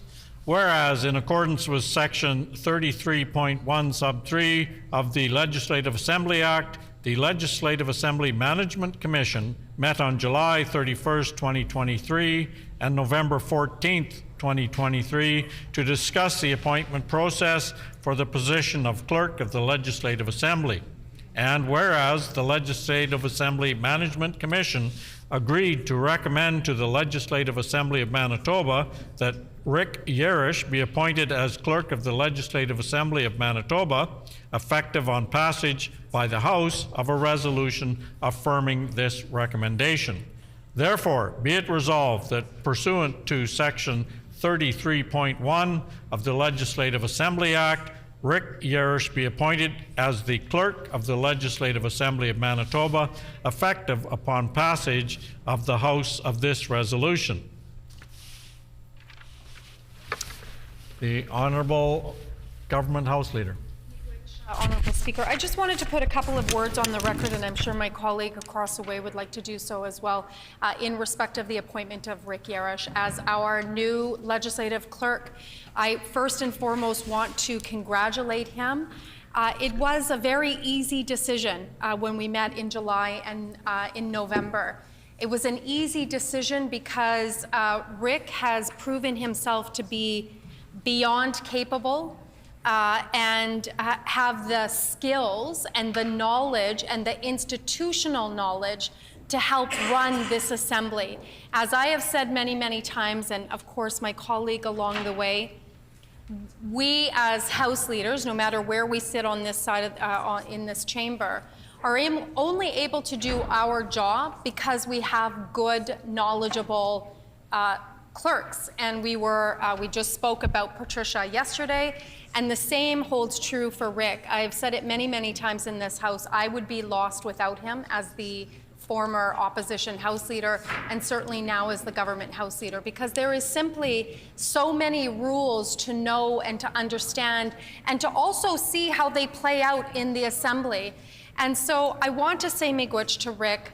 I look forward to watching his tenure as the clerk for the Legislative Assembly. And more importantly, I also want to just acknowledge as well the role that Rick played in guiding this House in partnership with the former clerk, Patricia, during the pandemic. As we said yesterday, during working in this Legislative Assembly was very difficult. It was something that we weren't used to, and Rick also worked in concert with Patricia and allowed us to do the work of the House, including took a very significant role in allowing all the technological abilities that we have now that allows members to sit virtually. And again, every legislature and parliament across Canada enacted these things. We were all forced to so that we could get on with the business of the day. But Rick had such a senior role and really guided that vision as well. So I want to acknowledge him for that. And then finally, I look forward to working with the new clerk in making and ensuring that the Legislative Assembly is representative of all Manitobans. And he has committed that to myself and to LAMC, that he's going to work to make sure that the Legislative Assembly is representative of all Manitobans and of all the Manitobans that we represent in this chamber. So congratulations, Rick, on behalf of our NDP team. We are looking forward to working with you. Miigwech. The honourable member from Steinbach. Thank you very much, Honourable Speaker. And just briefly, I know that Rick felt that he should leave the chamber during this process, and I don't want to take too long and have him think that his employment is in any way in jeopardy if he's not watching these proceedings, because it never was in jeopardy. But this is very much a historic moment in the legislature. I think that the previous clerk, Binks Remnant, who a couple of members served when he was the clerk, served for at least 2 decades, I believe. And of course, Patricia Taychuk, who we honored yesterday, served for 2 decades, and I won't presume to know how long Rick will serve, but this doesn't happen very often. Nor are there many clerks, of course, in Canada overall. There's less than 20 if you include the territories, and some which might have 2. So it's a very unique time, and it's a very prestigious position, and Rick is absolutely the right person for this job. And it's a testament to the fact, and we don't talk about what happens in LAMC publicly, we're confined by confidence, but I think I could probably get away with saying it was an easy decision and a unanimous decision. And that speaks well because, as you know, in a partisan House such as this is, political operatives from different parties don't always agree on everything easily.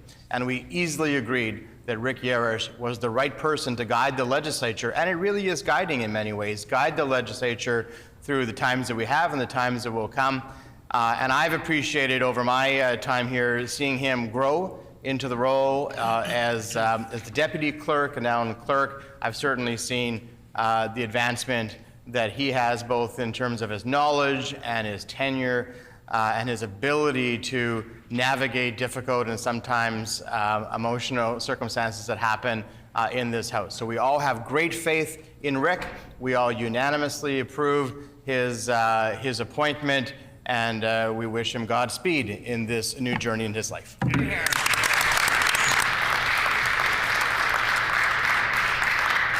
There are no other members wishing to speak. As Speaker, then I will say a few words welcoming Rick to his new role. And certainly as a new Speaker, Rick's wealth of knowledge in the rules, procedures is going to be, and has so far already proven to be, invaluable to me as the new Speaker. Rick and I have had many conversations already about things that we'd like to see done in this chamber, with this legislature, to modernize it, to make sure that it's inclusive in every way. We want to be respectful. Rick wants to be very respectful of traditions, but make sure that those traditions can be modernized. So I look forward to working with Rick on normal day-to-day business, but maybe even more so on some of the things that I hope will be exciting for all members in this chamber, so that we can be who we really should be, all on the same page, all working together for a better Manitoba. And I certainly know that that is Rick's ambition, is to make us the shining example of democracy in this country. So without further ado, let's welcome Rick to the chamber. Oh, I guess we better put it to the question first. So, is the House ready for the question? Is it the pleasure of the House to adopt the resolution? Agreed? Agreed, and so ordered. I declare the resolution carried. Honourable Opposition House Leader. Can you canvass the House to see if there's will to call it unanimous? Is there will to call the resolution passed unanimously? Agreed. Agreed, and so ordered. The resolution is accordingly passed unanimously.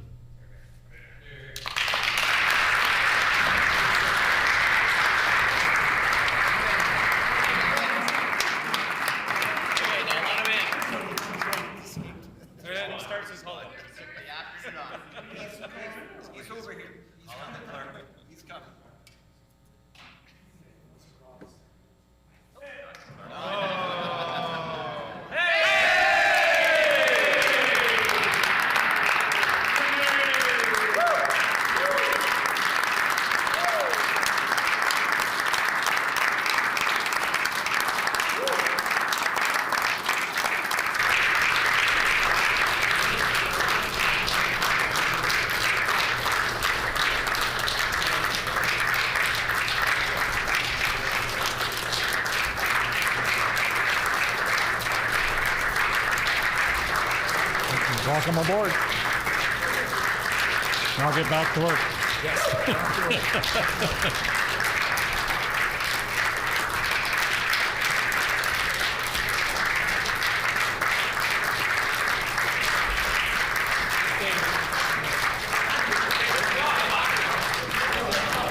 This is the right one. As announced, we will now resume. As announced, we will now resume debate on the motion moved by the Honourable Member for St. Boniface for an address in reply to the speech from the throne and the amendments thereto. Standing in the name of the Honourable Member for Tyndall Park, who has 5 minutes remaining. The Honourable Member for Tyndall Park. Thank you, Honourable Speaker, and I just want to take a very quick moment here to congratulate our new head clerk on his position. I know all of us are very thrilled to have you here. We've all been learning from you over the last 8 years, and I'm looking forward to continuing to learn from you. Thank you so much.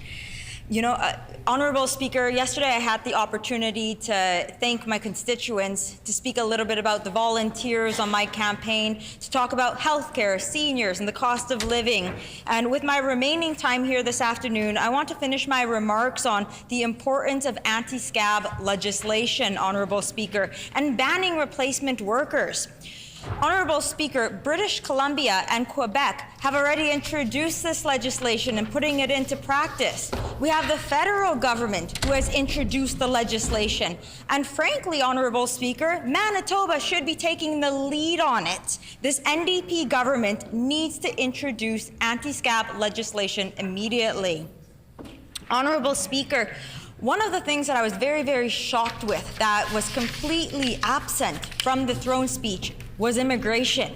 Immigration as a whole, and literally the word immigration didn't show up in the throne speech, not once.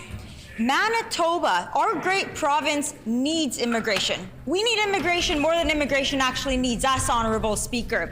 And when we think about it and how the NDP, when they were in opposition, they stood, I was witness to it, they stood up here on this side and they said that when they're in government, they're going to get rid of the $500 head tax. They haven't done that, Honourable Speaker. They didn't even mention it in their throne speech. Honourable Speaker, another thing that they loved to shout at the top of their lungs when they were in opposition was free healthcare for international students. Again, they didn't touch it.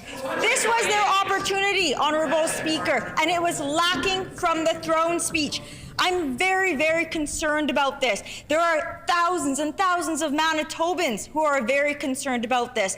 And now we're all anxiously waiting to see what the minister responsible for immigration is going to bring to the table, because it wasn't in the throne speech. Lastly, Honourable Speaker, just with my last couple of minutes here, I want to talk about community safety. I made reference to this earlier in response to a ministerial statement on restorative justice. Community safety is a real concern, and I'm sure all of my colleagues can attest to this because when we were knocking on doors in the election, it was coming up at the doors. People were expressing how more and more they're hearing stories and they're having their own personal experiences. I know one woman, she told me about an experience just the other week, actually, that she had where she was harassed at a bus stop. Public. It was in the light of day, Honourable Speaker. This should not be happening here in Manitoba. And the issues of crime and safety are only getting worse. So you want to talk about restorative justice. Bring back youth justice committees. It was actually the NDP who cut youth justice committees. Youth justice committees were a wonderful opportunity here in Manitoba for youth who were remorseful to be able to come forward and give back to the community. It was a way to heal from maybe discretions that maybe should not have been made, Honourable Speaker. There are a lot of things that we can be doing to help heal the province of Manitoba. And just with my last minute here, Honourable Speaker, in response to the throne speech, I do believe that healthcare has to be the biggest issue. This has been ongoing. It should be the top priority for this government. It certainly was during the election. And the new premier, he says that he's going to be releasing some information tomorrow morning. I'm very excited and curious to hear it. We're going to work as well as we can with the government and what they release. And Honourable Speaker, moving forward, we're going to continue to work for seniors in this province. We're going to make sure we work for cost of living in this province. We need to pay more attention to the environment. I'm disappointed that it wasn't talked about more in the throne speech, Honourable Speaker. There are so many things that should have been included in the throne speech that was not. So of course, those of us in opposition, we're going to feel worried. But there's opportunities. There's 3 more weeks of session here before the House rises for the new year. I'm hopeful that the ministers, along with their wonderful departmental staff, I want the departmental staff to really nag the ministers. Make sure you get the ministers to bring these ideas forward, because I know they exist. Honourable Speaker, there's so much that needs to be done. There's not a lot of time to do it. We want to see action. We need to see changes happen here in the province of Manitoba. Thank you.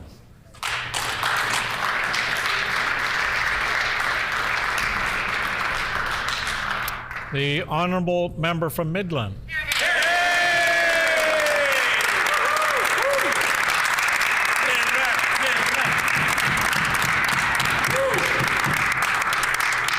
Honourable Speaker, I'm excited, honoured, and humbled to stand before you and deliver my first speech in the Manitoba Legislature, as hundreds of members have done before me.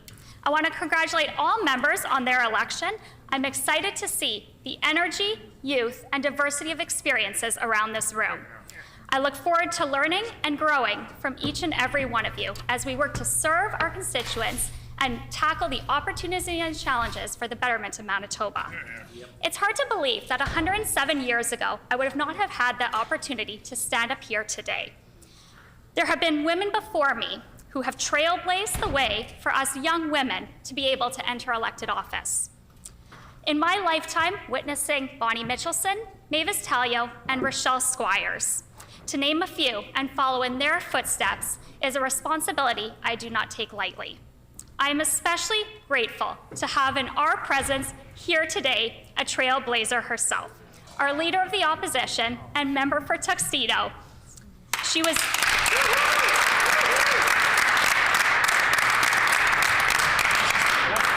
our historic first female Premier of Manitoba, and she will certainly not be our last.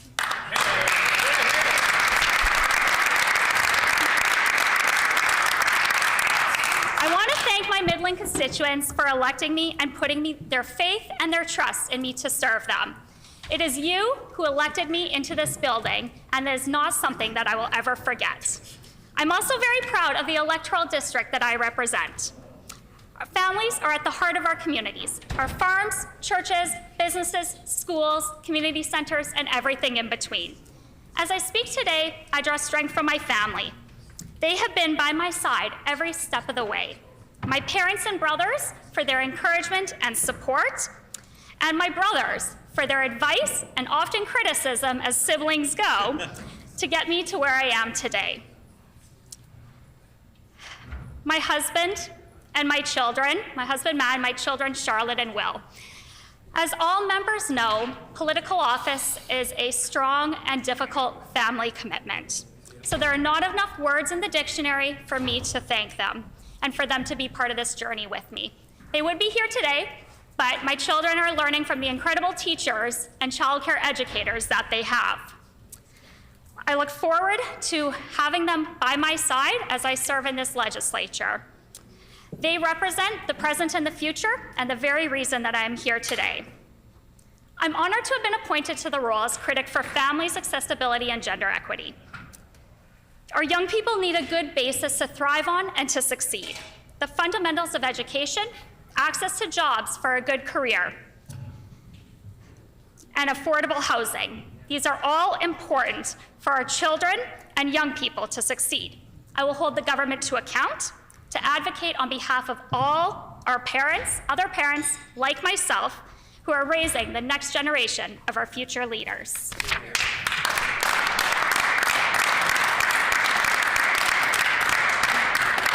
At a young age, my parents instilled in me the values of family, hard work, community, and personal responsibility. They taught me that no matter what obstacles are thrown my way, it's up to me and me alone in order to chart my own path to success. My desire to run for elected office is not a lifelong dream, but one that has flourished through my lived experiences.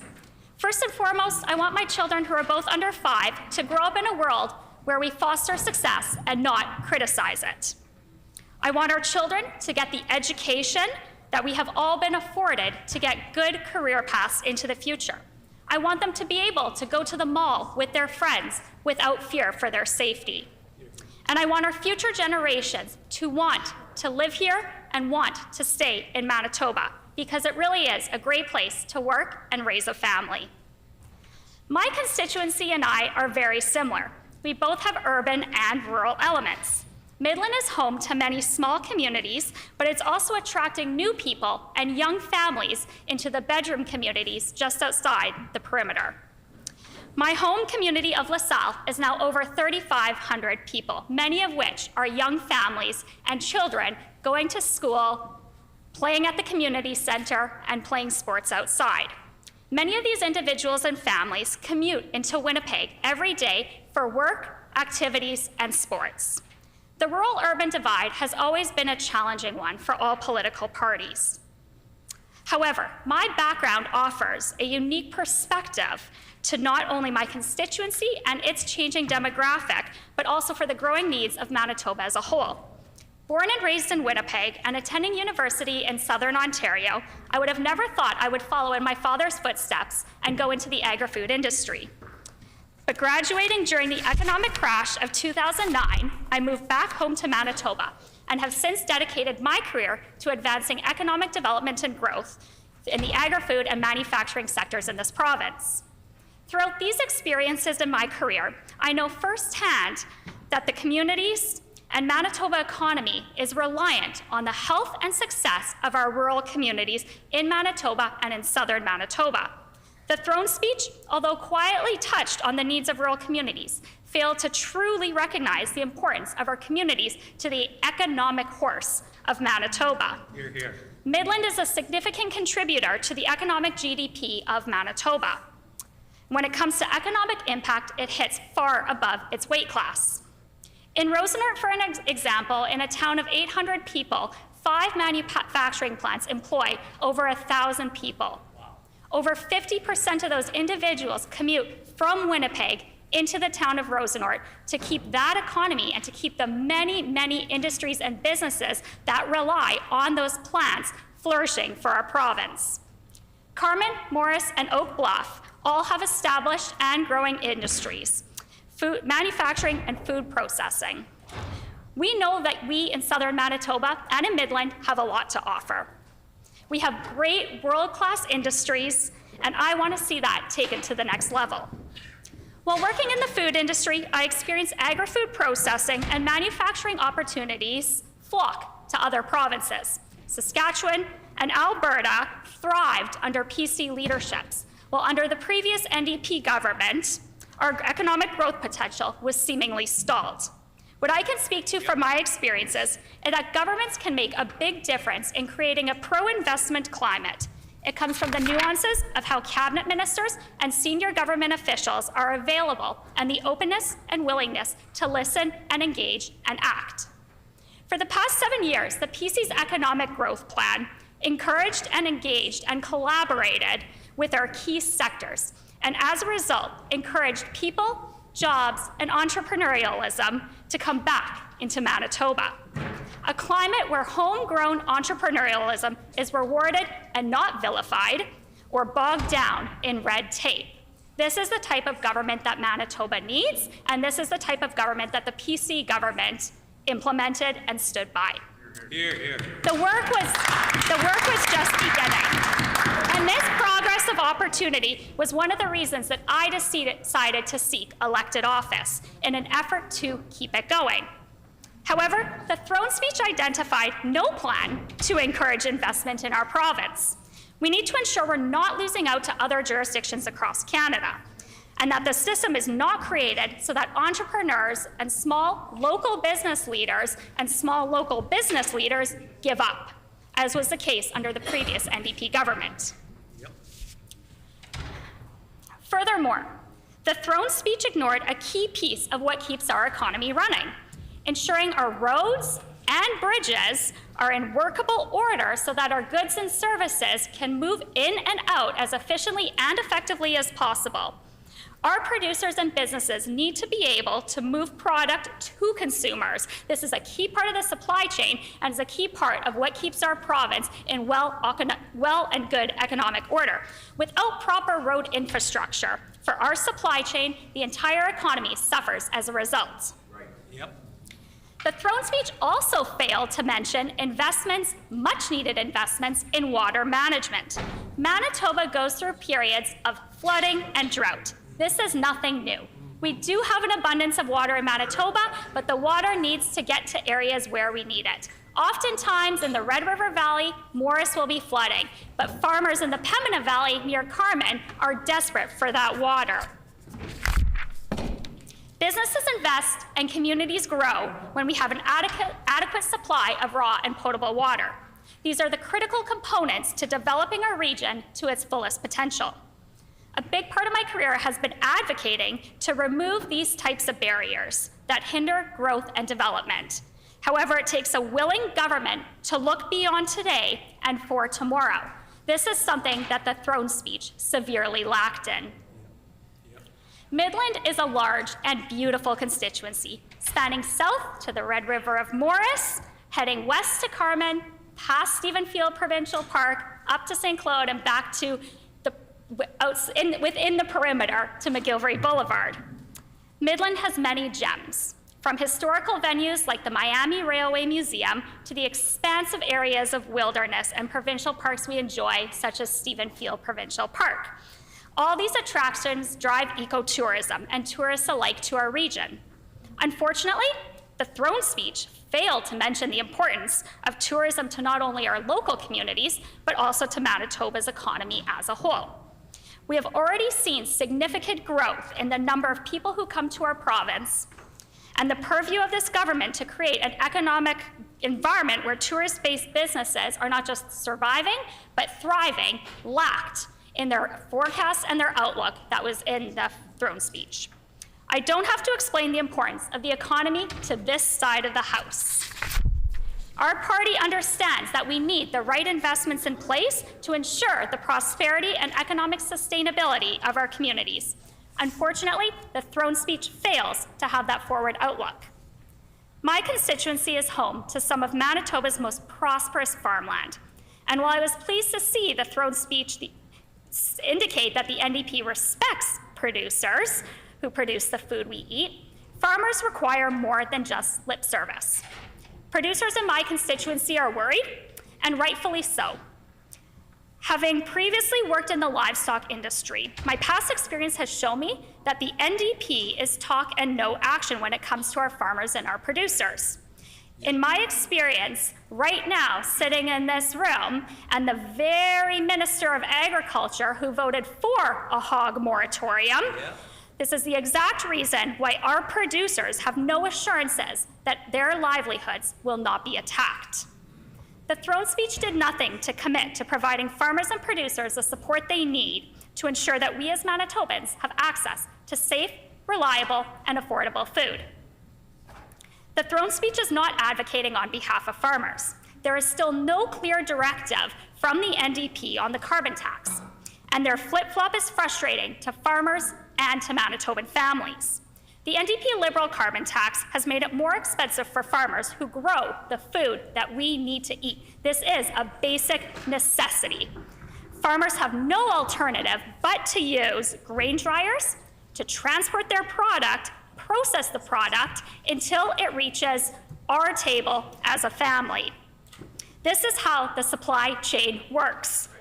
Over the last 18 months, the price of groceries is one of the leading forces behind inflation.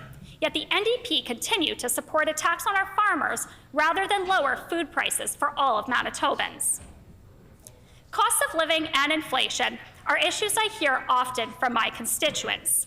Approximately 65% of the people in Midland are between the ages of 15 and 64.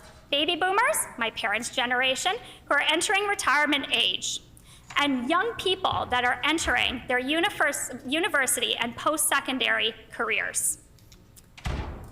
They are financially strained, and there is a shrinking hope with our young people of being able to afford a house into the future. What concerns me about the throne speech is the lack of priority placed on one of the biggest issues facing Manitobans today, the rising cost of living and inflation. Yet there are effectively no comprehensive plans to help Manitobans who are struggling to make ends meet and to deal with these high inflationary pressures. The NDP Liberal coalition carbon tax is set to go to 55 cents a litre by 2035. Families are already stretched financially, and the harmful carbon tax that is placed on the necessities of life is hurting Manitobans, just trying to get to work, feed our families, and heat their homes. We need a government that will make life more affordable, reduce taxes, and stand up for all Manitobans. This clearly was not identified in the throne speech. My constituents deserve to be heard, and they deserve action. They're active in their local community groups, school groups, and they work hard to support their families. Our constituency is blessed with strong local charitable organizations that assist those in need. We're blessed with thriving churches, strong community bonds through the various service organizations, clubs, and services. It's not unusual to drive through one of our towns and see a parking lot full of vehicles outside a community center or rinks as people gather to watch our youth partake in sports and activity, or gathering on a Friday night at the community center for Chase the Ace. Many of these venues have been supported by local businesses and groups of community members who fundraise and invest their own dollars to make our communities better. The people of my constituency do not ask for much, but they do expect to have a government to deliver on the basic and fundamental essential services that they rely on. While I'm pleased to see the NDP mention rural health care, I would like to remind them that it was an NDP government that closed down 16 rural ERs. Today, the Morris Hospital in my constituency is looking for healthcare workers. However, the throne speech failed to have a plan to recruit, retain, and train healthcare workers within our province.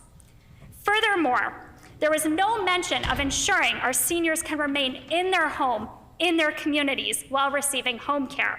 It was this NDP government that failed to appoint a Minister of Seniors and Long-Term Care dedicated to the people who deserve our respect and the care that they need. For a government to date that has made a pledge to improving healthcare, I'm disappointed that the throne speech neglected to focus on the recruitment of our healthcare workers.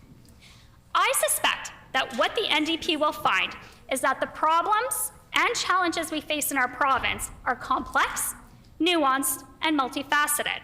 Reducing the solutions to these problems to bullet points or 140 character tweets might work on a campaign trail, but they do not work in running the largest complex enterprise that we have. Often politicians have difficulty transitioning from campaign mode to governing mode. Sadly, much of yesterday's throne speech was cut and pasted from the boilerplate stump speeches that we have heard before from this government. It is lacking perspective and is lacking in the complexities required to run this great province. We have a responsibility to robustly debate ideas in this House, but ultimately we can work together in the interests of Manitobans. I will stand up for my Midland constituents and the issues that are most important to them, as I have done today. My constituents are what brought me here, and I will not lose sight of that. Again, I want to thank all the people who have been by my side along the way, the many mentors I've had the opportunity to work with in the agriculture sector, in the manufacturing sector, in growing and investing in Manitoba along the way. I will bring to the legislature all my skills, experience, and energy, and I will adhere to the highest moral and ethical standards. Elected office is a privilege that I'm honored to hold. Thank you.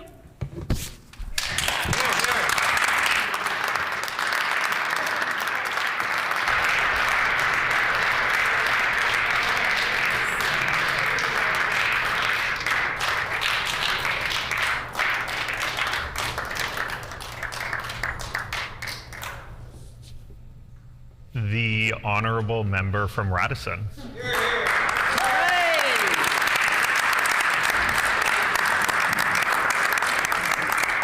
Honourable Speaker, this is the first time that I rise in our Legislative House as the honourable member for Radisson. It is with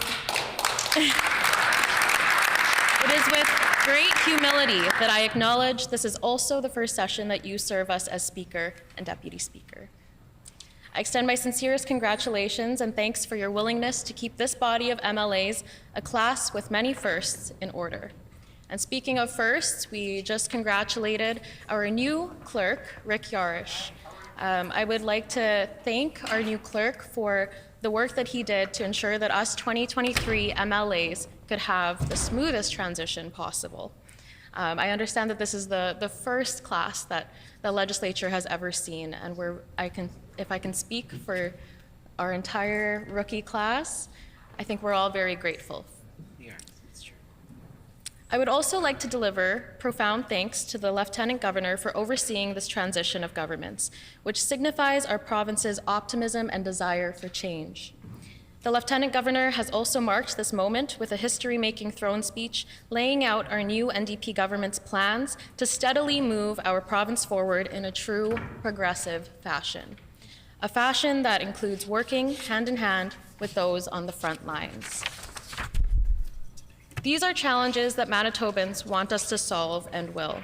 During our first year, our government will be taking steps for a housing-first approach to combat poverty, phasing in a universal nutrition program for K-12 schools so that kids go to school fed, strengthening home care access so that seniors can age with dignity, reducing bureaucracy in healthcare so that we can increase our capacity, and treating workers with dignity so that we have our best chance at winning our collective fight to rebuild this province.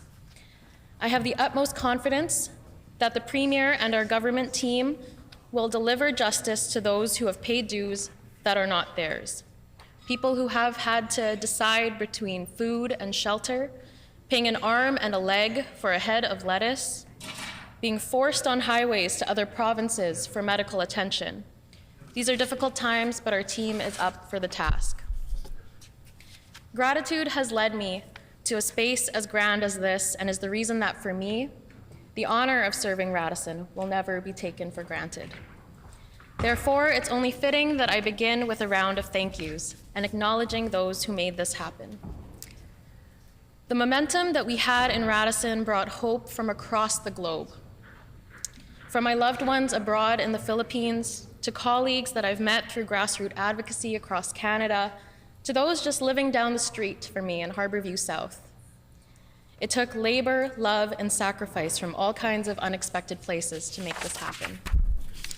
The campaign team that won my election embodied the best version of Manitoba. We had multi-generational and multicultural representation, new voices and devoted party members, high school talent and senior strength, those who gave donations and those who gave their time. I always told them that I was the lucky candidate, and it's because of them that I get to say that I'm their lucky MLA. To the people of Radisson, who chose to elect the queer, young woman of color who grew up without ever seeing herself represented in her corner of the city, thank you. Your desire for change is inspiring, and I'm thankful for the opportunity to be the person that you have trusted to make change happen. Each of us MLAs have so many people to be grateful for. There is a team in this room and beyond that was instrumental to our transition.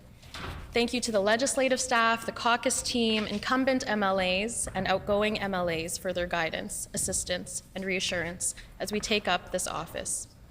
Honorable Speaker, I'd like to thank my fellow 2023 MLAs for embarking on this journey with me. We have our work cut out for us. When one of us rises, we rise together, and I would be remiss not to give thanks for the trails blazed by Tita Flora Marcelino and her daughter, the Honorable Member for Notre Dame, and Senator Gigi Osler as well. Strong Filipina matriarchs are forces to be reckoned with, and I grew up in a family full of them.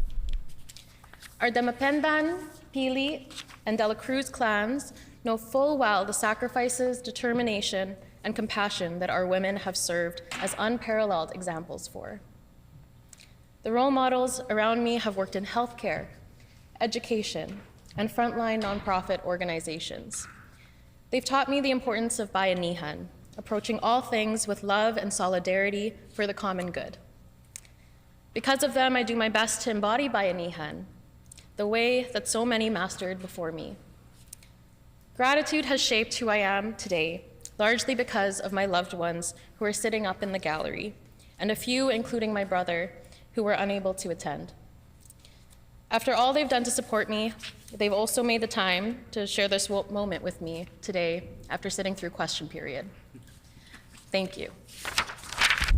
I was raised by the youngest siblings of families of 6 and 12, most of which successfully immigrated here from the Philippines. With newcomer families this big, you had to be grateful for what your older siblings left for you.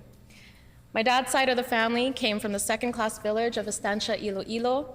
My mom's town was the third-class component of San Pedro Laguna. In each town, neither of their families were well off.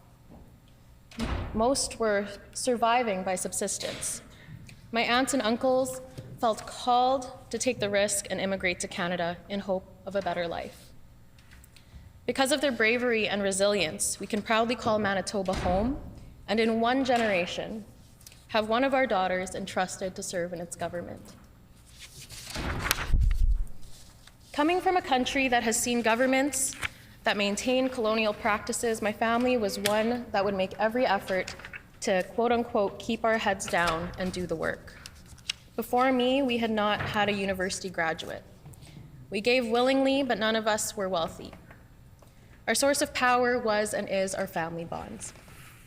Holding political opposition to those in formal power was hardly ever something that we felt was within our reach. In other words, I did not come from a political family, but matters of my family became far too political. The reason that we call Radisson home is because of the Concordia Hospital. Growing up, my family cut costs on childcare and let me play secretary on the unit that my mom worked on for almost 18 years. The people of N3 East and N3 West quickly became family. At the age of 12, I began volunteering at Bethania Nursing Home and then the Concordia Hospital Emergency Room. I'd walk over from Kildonan East Collegiate after school to study in the cafeteria as I waited for my mom to finish her shift. For a while, I thought I was studying to work in healthcare. Like my cousins, my titas, my best friends, to my mom's initial upset, I wasn't studying to become a nurse. But at least I found a nurse who miraculously wanted to be my partner. This is all to say that Concordia became a second home and a chosen family. My parents put the bulk of their savings into building us a new house for us to be as close to it as possible. Concordia was where my mom was ready to spend the next 20 years and retire. So I looked to members opposite, as I say. The rug was pulled from under us when the now official opposition The former government cut thousands of jobs in healthcare, including the nursing job that belonged to my mom. Despite her seniority and skill, she was not provided a permanent position in exchange, nor one to scale up with her last job. This is a reality faced by many like her. And despite the instability that presented for my family, my parents were determined to send me to university still. I registered at the University of Manitoba, was accepted, and received a handful of scholarships to help. It was just barely enough to help cover costs for my first year. And come summer, I learned that the same PC government that took my mom's job had planned to lift the tuition freeze without notice to those that would start in the fall.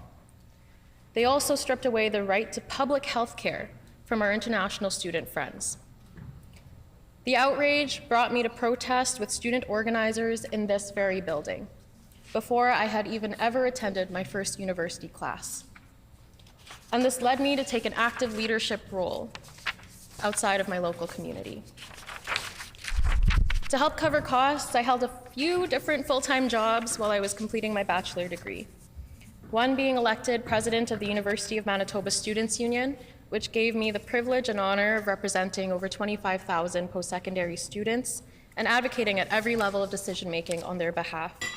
And another at L'Arche Winnipeg, allowing me to support people with disabilities in a Transcona organization that houses, employs, and empowers them.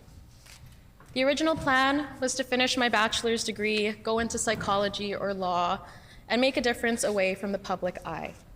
That all changed when the former progressive conservative government, brought in Bill 64. Bill 64 proposed to strip our province of the autonomy of school boards, the largest body in K-12 education holding the government accountable. The public began speculating whether this would have been a sweeping change similar to the ones that swept and hollowed healthcare. When questioned, the former premier tried to reassure teachers, EAs, and administrators that their jobs would not be cut. If anything, they would take their scissors to maintenance jobs like my dad's first. Like I said earlier, I did not come from a political family, but matters of my family became far too political to ignore under the austerity of the former government. I went from keeping my head down and doing the work to refusing to accept that political spaces weren't made for me. I acknowledge that this shift holds privilege. The privilege to ignore politics was no longer an option. The reality is that many of us don't want to believe how close we are to relying on our government to save us. That's why I was driven to do everything in my power to make our Manitoba government one that could. I'm grateful to be representing the voices of my Radisson community in this new government. Radisson is a central hub for the northeast corner of the city. Home to the Regent Commercial District and the urban gateway to Transcona, the vibrant community of Radisson has also seen steady residential and cultural growth over the last decade.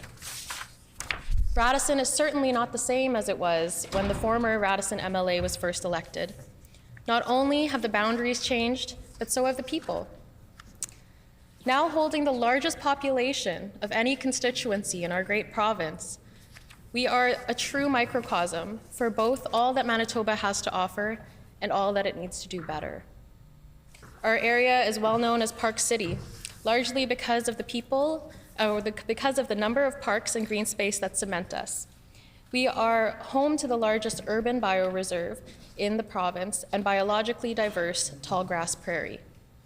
The work of local activists lobbied and organized for decades to connect our most prominent neighborhoods with active transportation. Community gardens are budding and feeding those in need sustainably. Our people are known to advocate for green solutions and take climate action seriously. I'm proud to say that we now have a government that does too.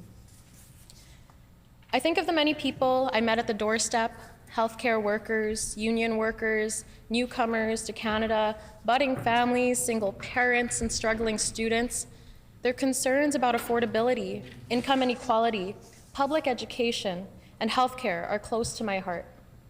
I think of the IV clinic that was taken from the community and the blood labs that got moved further away. I think of how many people experiencing houselessness who have found themselves calling Radisson's bus shelters home, and how many, under the watch of this former government, called them their final resting place. Like I've said, not only have the boundaries of Radisson changed, but the people have too. Though what will always be unchanged is the steadfast history of veterans and military service in my constituency. Just recently, Bob Bullen, one of the last 3 World War II veterans from Transcona, passed away. Serving one's community and country is a value that is held dear by many in Radisson. People in Radisson are not only inspiring because of how they push through hardship, but also because of the love that they have for one another and their home. As a longtime resident of Radisson and the daughter of immigrant frontline workers, I have seen this love in action. I know that we are long overdue for the change that we desire, change that honors the sacrifices of the past. Radisson has so much potential and drive for this change. Underrepresented voices within this community don't just deserve to be heard, they deserve to be truly listened to. Young people from all backgrounds have been indisputably underestimated and overlooked. We are constantly told that we are the leaders of tomorrow, but we have every opportunity to be leaders today. As young people, we have inherited a daunting slate of problems that leave us no choice but to solve in our lifetime. Affordability, climate change, the housing crisis, gangs, and addictions see more and more young people fall victim so that the wealthiest among us can make record profits. Community must find our youth before harm does.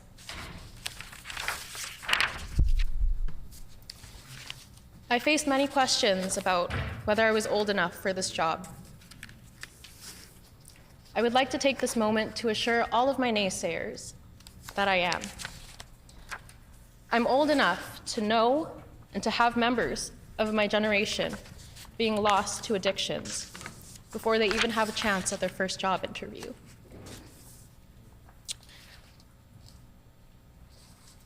I am old enough to lose sleep over whether our climate and our planet can sustain itself. I'm old enough to worry about my loved ones aging with dignity. And I'm old enough to know that our government can do better by everyday Manitobans. Thank you.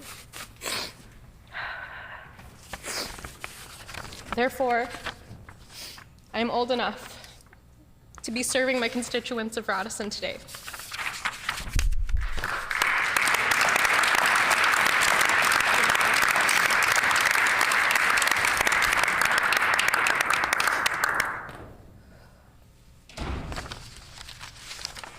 Honorable Speaker, in 2002, the golden boy that stands above us was taken down for repairs. Recently, I found a photo of me and my dad standing with it. Roughly 2 years ago, around the age of my goddaughter Lena now.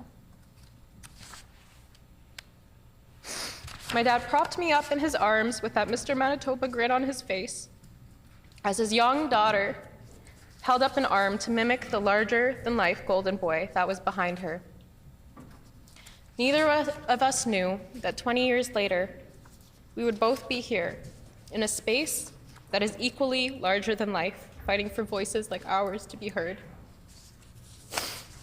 In this full circle moment, I remind everyone and myself that gratitude is what led me to where I am today, in a space that carries as much weight as this.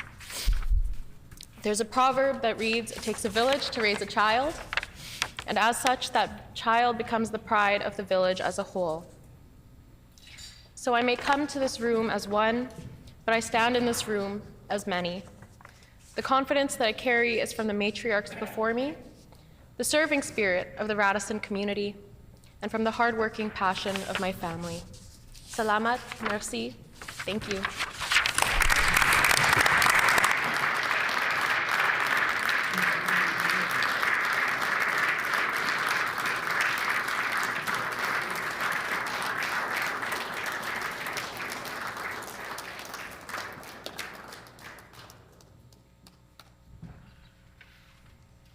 The honourable member from Agassiz.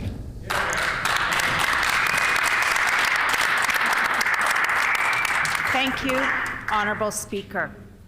It is with great honour and privilege that I rise today in this chamber to speak for the first time as the member of the Legislative Assembly for Agassiz constituency.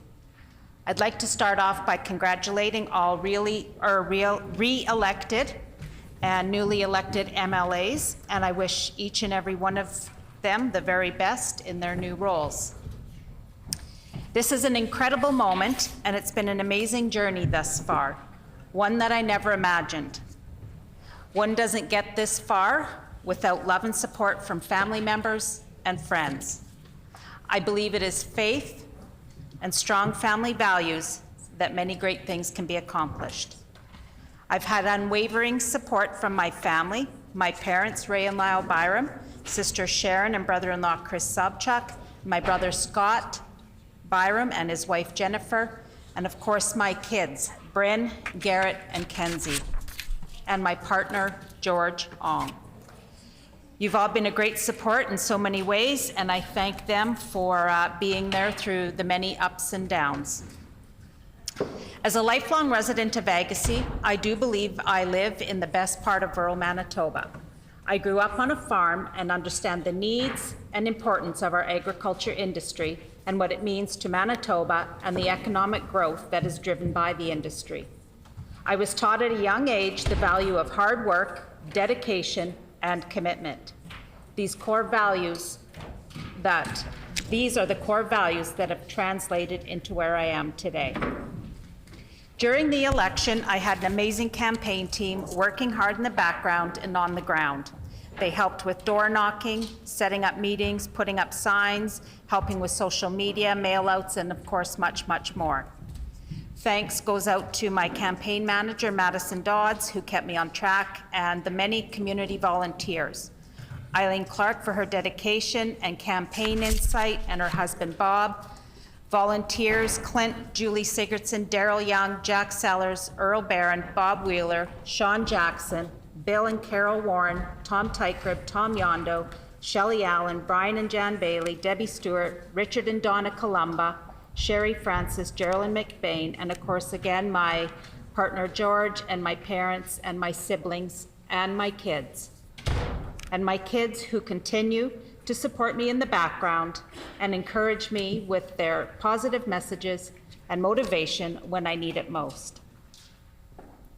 Having lived in Agassiz my entire life, I have been to many, if not all, of the communities at some point. And during my campaign, it was clear what each of those small communities had in common, and that was a volunteer base.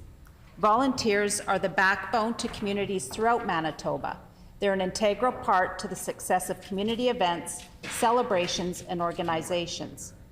I am grateful for what each community in Agassiz has, not only for the volunteer base, but what they do to bring their communities together. Each has their own unique special niche, and I want to recognize some of those places that I have visited routinely or attended a special event or gone to by request. Agassiz has 9 municipalities and 1 First Nation within its boundaries, and I want to highlight some of the great communities within my area and all that they bring to rural Manitoba. If you travel Highway 5 to Riding Mountain National Park, you'll come to, or at least you will drive by, the little village of Kelwood. This small town is well known for the Harvest Sun Music Festival and the Eleanor Rose Outdoor Quilt Show held in August. The vocal entertainment is amazing and amidst a unique outdoor display of hundreds of quilts showcasing some of Manitoba's talent at its best. A parade and fair are held the same day, and this past year it saw a record number of fair entries drawing young participants from right across the province of Manitoba. The event had something for every age and interest group. Although a small community, it does things big in Kelwood, and this community has several businesses providing restaurant services and essential services to all. Another site worth visiting in Agassiz is nestled in a valley northwest of Neepawa. and here you'll find the village of Polonia. The historical site is not only known for its rich history and vibrant beauty, but well known to many for the best pierogies at the fall suppers and hosts sellout crowds for their themed dinners. This small village relies on these annual fundraiser dinners to keep the community hall operational. The trip to Polonia is a scenic one in the fall and well worth it to visit the grotto and historic cemetery that sits on the hill and has a spectacular view over the valley. If you don't make the turn to Polonia, you'll cruise by the village of Eden, another little gem in rural Manitoba that is a great community with a K-8 school and offers a great community rink during winter months, not only for the residents of Eden, but serves many people from the surrounding area. Along Highway 5, you may also cruise through Riding Mountain. Passing through this village, you don't notice all the beauty that is hidden behind the homes along the route. Tucked in behind is a beautiful residential area offering a great escape to the outdoors.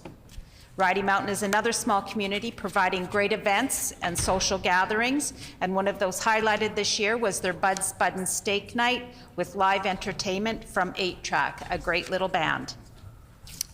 Neepawa is Agassiz's largest town and the 3rd fastest growing community in Manitoba, and is ranked 13 fastest growing in Canada as recorded in the 2021 census. The town has been seen significant growth, primarily with Filipino families moving to the area for employment.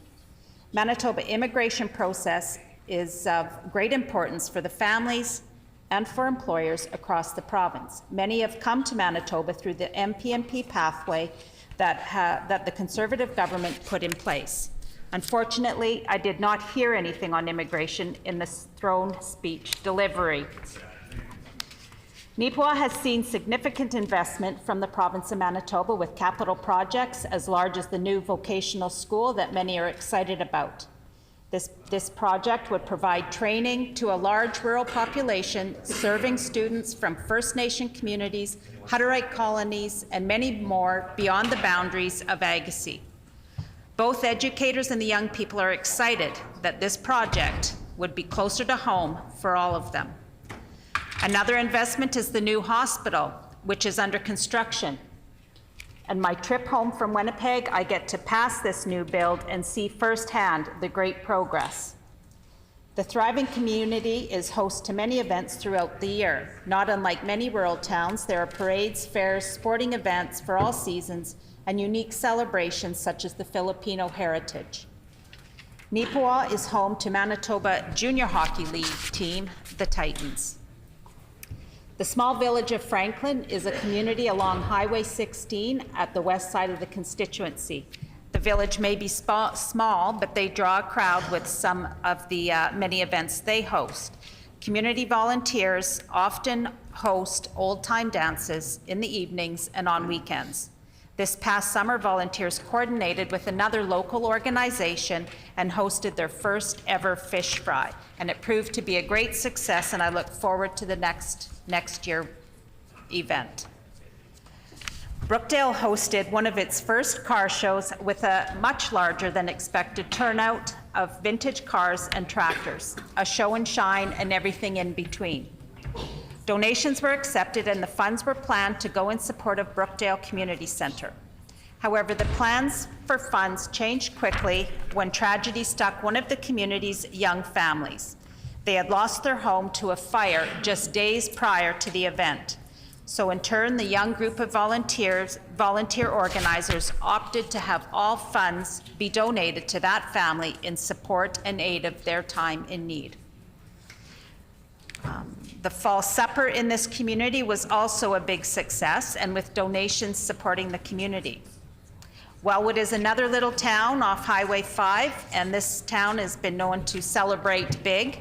They had an amazing display of fireworks and an outdoor event for a Canada Day celebration. Great job to those who organized the event. Carberry is known as Manitoba's largest small town fair, with livestock shows and chariot and chuck wagon races early in July and all weekend long. This past summer, Carberry held a great homecoming event that had live entertainment, a car show that lined the streets with vintage autos. Always a great, exciting time in Carberry, seeing people come home and camping in the grounds. Treeherne is in the most southern part of Agassiz and offers great amenities for all who visit. Home to great running and ski trails, and hosts the Run for the Hill Marathon, one of which I participated in this year and came very close to a personal best, but the hills got the best of me, so I'll try for that again next year. Treeherne has a display of glass bottle buildings in a park dedicated specific to these unique buildings.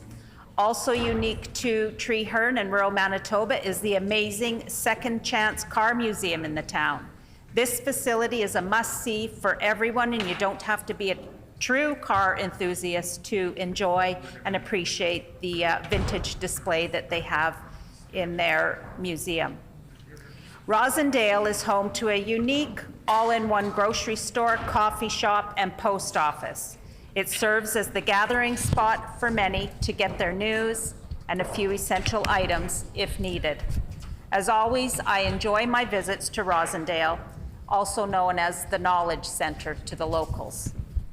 Rathwell is another village close to Treeherne and is home to several businesses. Westburn, too, hosts a fall supper with sellout crowds and an amazing fish fry like no other.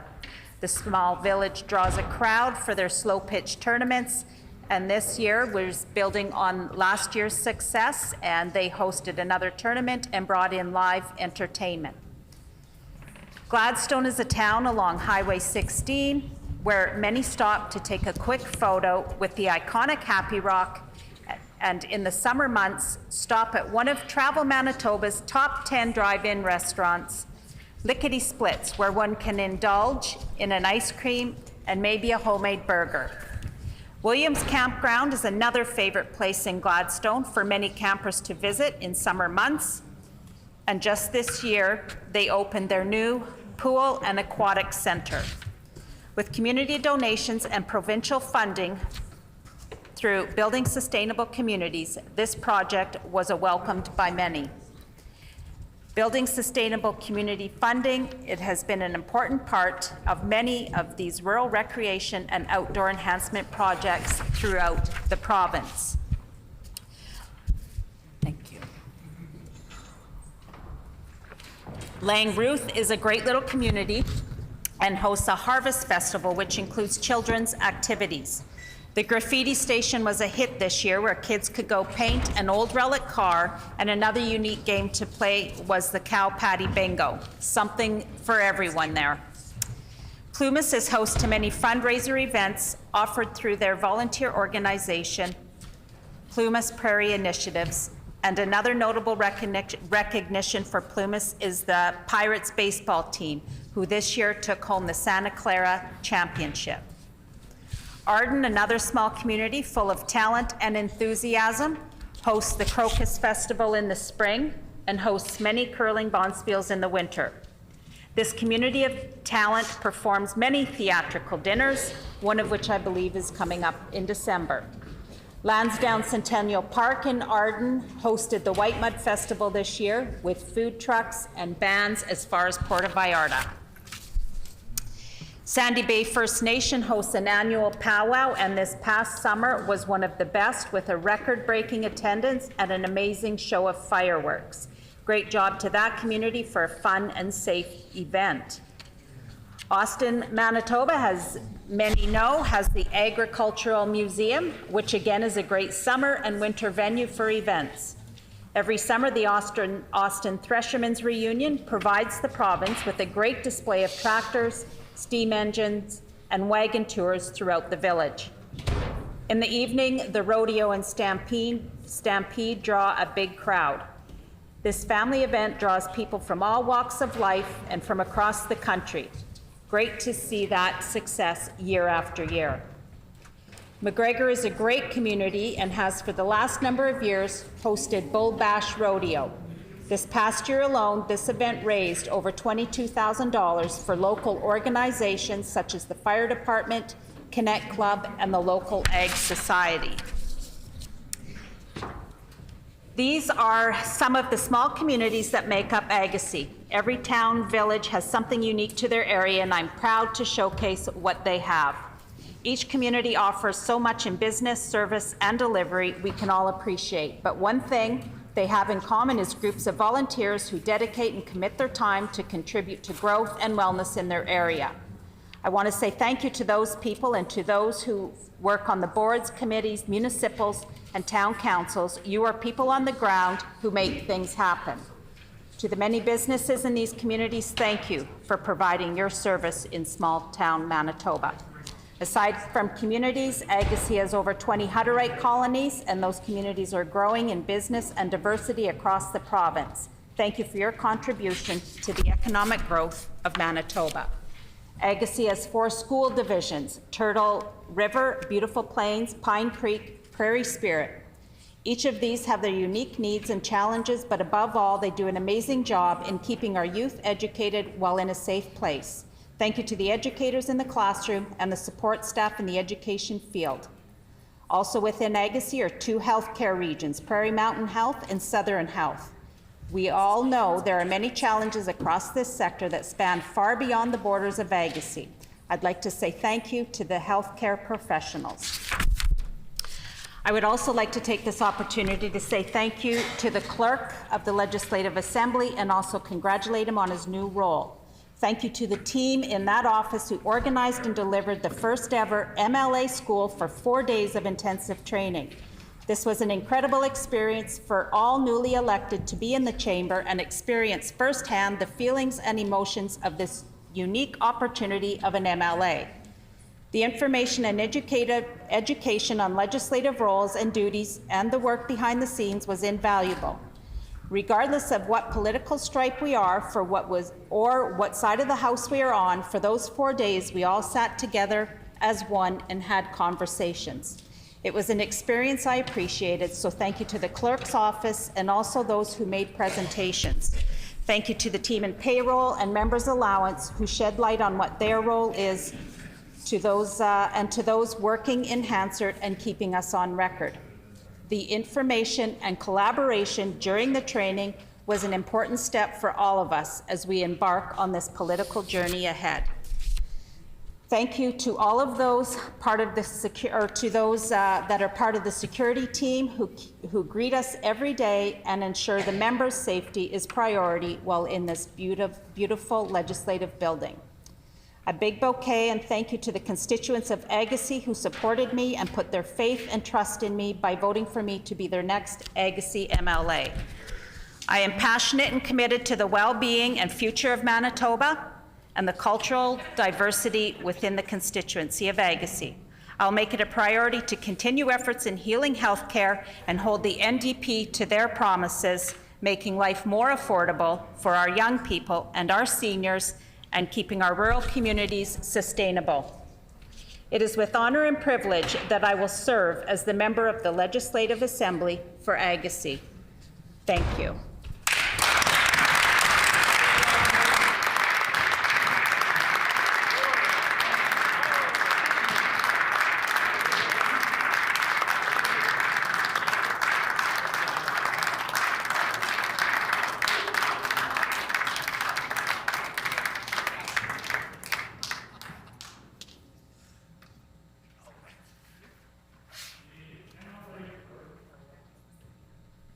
The honourable member for Fort Richmond.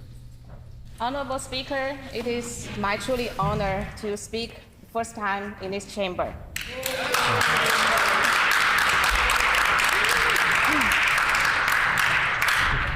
Honourable Speaker, this week's speech from the throne offers an exciting vision for our province. It is a vision of hope, of change, and a path highlighting the hard work ahead of us. I am honored to be part of what our government has planned for the coming years, including the steps to improve the healthcare system in Manitoba to take better care of those who care for our communities. Also taking strides to work alongside parents, educators, and students to ensure education is accessible and safe for all children in Manitoba. People are ready for a government that listens. I'm incredibly grateful to be here representing the Fort Richmond community in the legislature as we do that work. I want to take this opportunity to thank all the volunteers who helped me throughout the election. We had hundreds of people from all backgrounds involved in our campaign. Some of our volunteers are sitting in the gallery today, and I want to thank you all for your dedication, support, friendship, and for believing in me. Fort Richmond is an incredibly diverse area, and our campaign could contact people in 17 languages, including Mandarin, Cantonese, Punjabi, Gujarati, Hindi, Vietnamese, Tagalog, French, Ukrainian, Arabic, Spanish, Tamil, Bengali, Nepali, Urdu, Somali, and English. It was such an impressive campaign because we had folks from all these languages connecting directly at the doorstep and on the phones with residents of Fort Richmond. All these volunteers took the time to connect with communities, not just as part of an election, but to empower and engage people on issues that matter to all of us. I want to thank my family, my husband, David, my parents, Zuoming and Li Juan, my in-laws, Rob and Karen, and my 2 young children for their unwavering support, patience, and for helping me throughout the campaign. Thank you to my team, and especially my campaign manager, Liz Carlisle, whose progressive principles were a rock in our campaign. Official agent Amy Wang, who stood by me as a friend, by my side on the campaign for 2 years, and always believed in me. Thanks also to voter contact organizer Davy Jacks, who also had the important role as my supportive husband and taking care of our kids. And E-Day coordinator Chris Maddock, who brought everything together in the end. I thank all our donors and the entire election planning committee. We had volunteers from all walks of life, and I thank all the volunteers from Fort Richmond, like Scott, Graham, Fraser, Madeline, and Brad, and so many more. I also want to acknowledge the previous members for Fort Richmond, especially Carrie Ross, the former NDP member, who was supportive of me when I was first getting involved in politics and served as her constituency assistant. And thank you to the people of Fort Richmond for trusting me in this important role. Fort Richmond committee members are thoughtful people. They follow current issues and are very attentive to what is affecting their community. I appreciate the conversations I was able to have at their doorsteps. It will be an honor to represent such a compassionate, invested, and thoughtful community. I want to start my remarks today by acknowledging everyone in this room from all political parties and all the staff who work here to make our democracy happen. I was born in Nanjing, China. My parents were both working class, living in factory housing in the middle of a huge city. My parents worked hard so their only child could have a future, even though we lived using food coupons and rations at times. Growing up in the late 1980s in China was different from here. It was a time of incredible social and economic instability. And the democracy like we have here in Canada was something that I could never imagine, let alone be part of.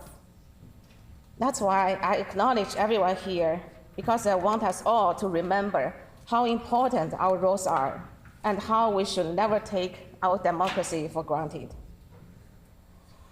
While I celebrate the privilege it is to hold public office, especially as the first Chinese Canadian elected to the Manitoba Legislature,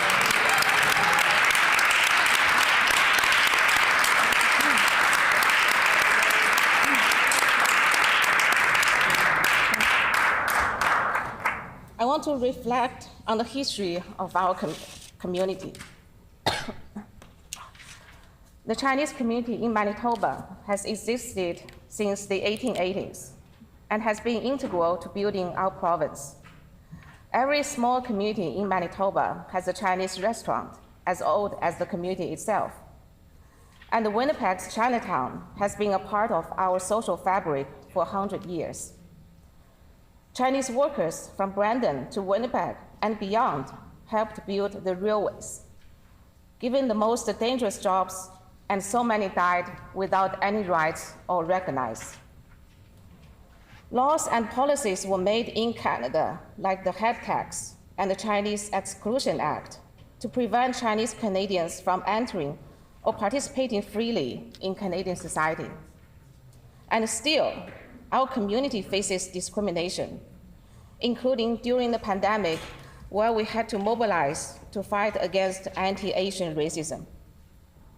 It is particularly difficult for young Asian women who experience patriarchy and tired old sexist stereotypes intended to degrade our strength and determination. Our communities, like many others, has had laws or policies written against us, which is why I'm so humbled to be the first Chinese Canadian lawmaker in this legislature. Honorable Speaker, I commit to using this privilege to ensure no Manitobans, regardless of race, country of origin, faith, sexual orientation, or gender identity, have laws enacted against them ever again. I honor all those Chinese Canadians who came before me and those who are making a difference today. I look to people like the former Lieutenant Governor, the Honorable Philip Lee, and his wife, Anita Lee, who are inspirations in our community.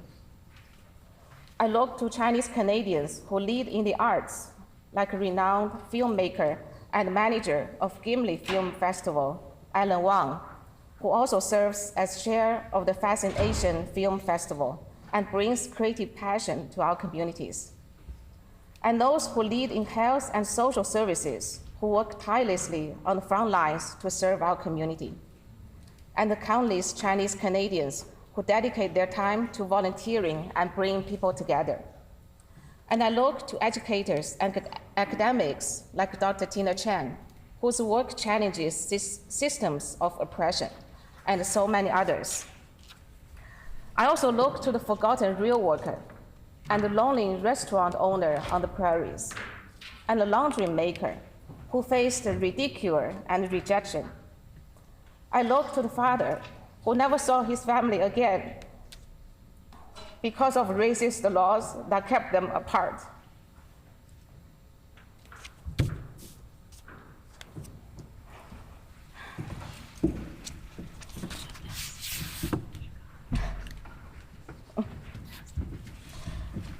I hope that I can be an inspiration for the next generation, and especially for Asian women, girls, and gender diverse members of our community, not just through words, but through action.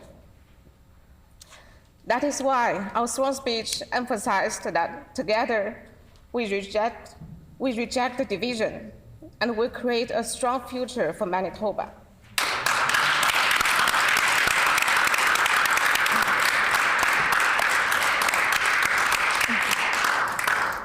Our government will work to combat any and all forms of hate and violence against the Manitobans. Our sworn speech emphasizes unity for Manitoba. We must face these issues together to make change happen. Working together is what I am all about, and building trust and relationships is my greatest strength.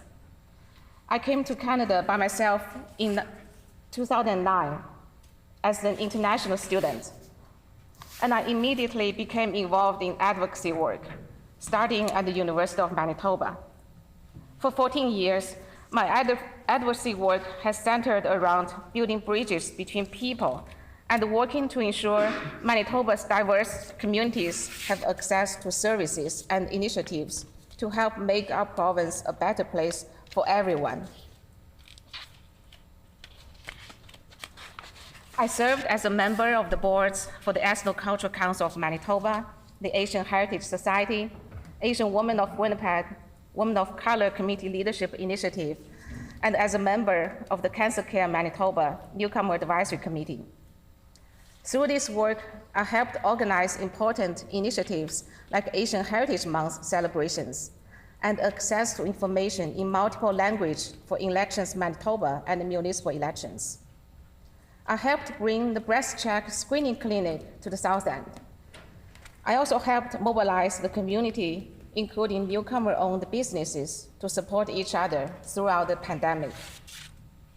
My advocacy work during the pandemic also included supporting healthcare workers at the Victoria Hospital and Southeast Personal Care Home in Fort Richmond by bringing community together and taking action for people who needed the support.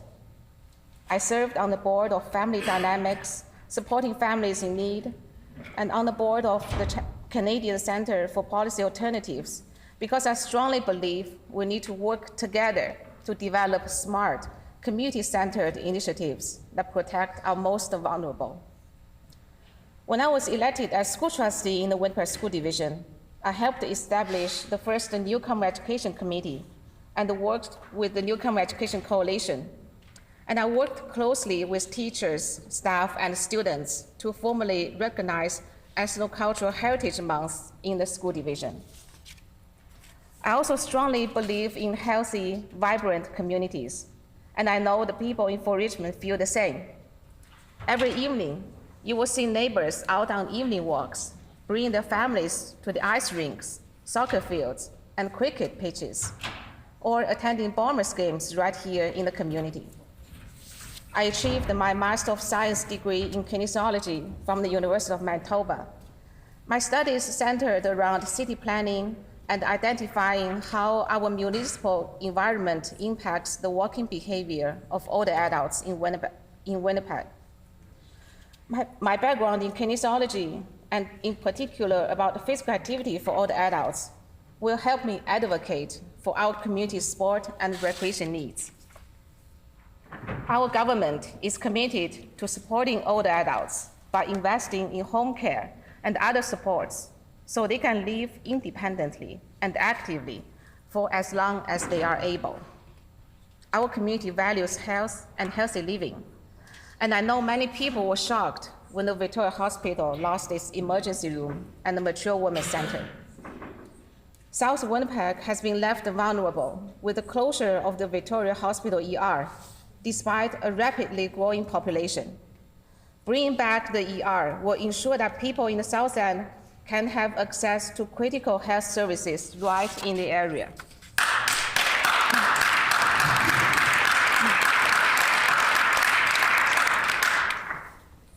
Our growing community also has so many young families who have children in school and childcare, including my own children who are in kindergarten and grade 2. With experience as a school trustee and as a mom, I am proud that our government is so focused on investing in better education. We recognize that schools need more teachers and EAs to reduce class sizes and help kids with additional needs. As a former school trustee, I saw the challenges school divisions faced under the previous government. And as a parent, I see how hard it is for educators and school staff these days. The initiatives our government promised in the throne speech are critical to ensuring educators, parents, and students feel supported. I know what it is like to grow up with inadequate access to food. Far too many families in Manitoba are experiencing hunger. That is why I am so proud of our government's commitment to a universal nutrition program for our province's kids. In my role at the legislature, I want to focus on people and use my experience building bridges between communities. Our caucus diversity is essential to reflect the province we are representing. It is amazing to knowing that the children and youth of Manitoba can find role models they can relate to in their government. Far too often, women have to put in extra work to prove that they are qualified, experienced, and able to succeed in roles that have traditionally been filled by men. This is even harder for immigrant or Indigenous women. Honorable Speaker, my intention in this role is first and foremost to serve the people of Fort Richmond and all of Manitoba. I know my experience working with ethno-cultural communities across the province, my elected governance experience, and my educational background in kinesiology and healthy living will be assets to our government.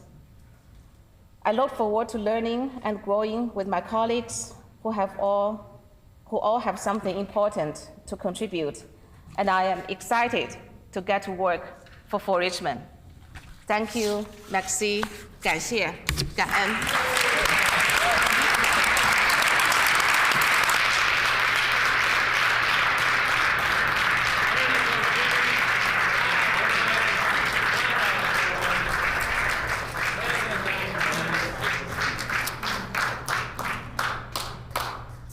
The honourable member from La Vérendrye.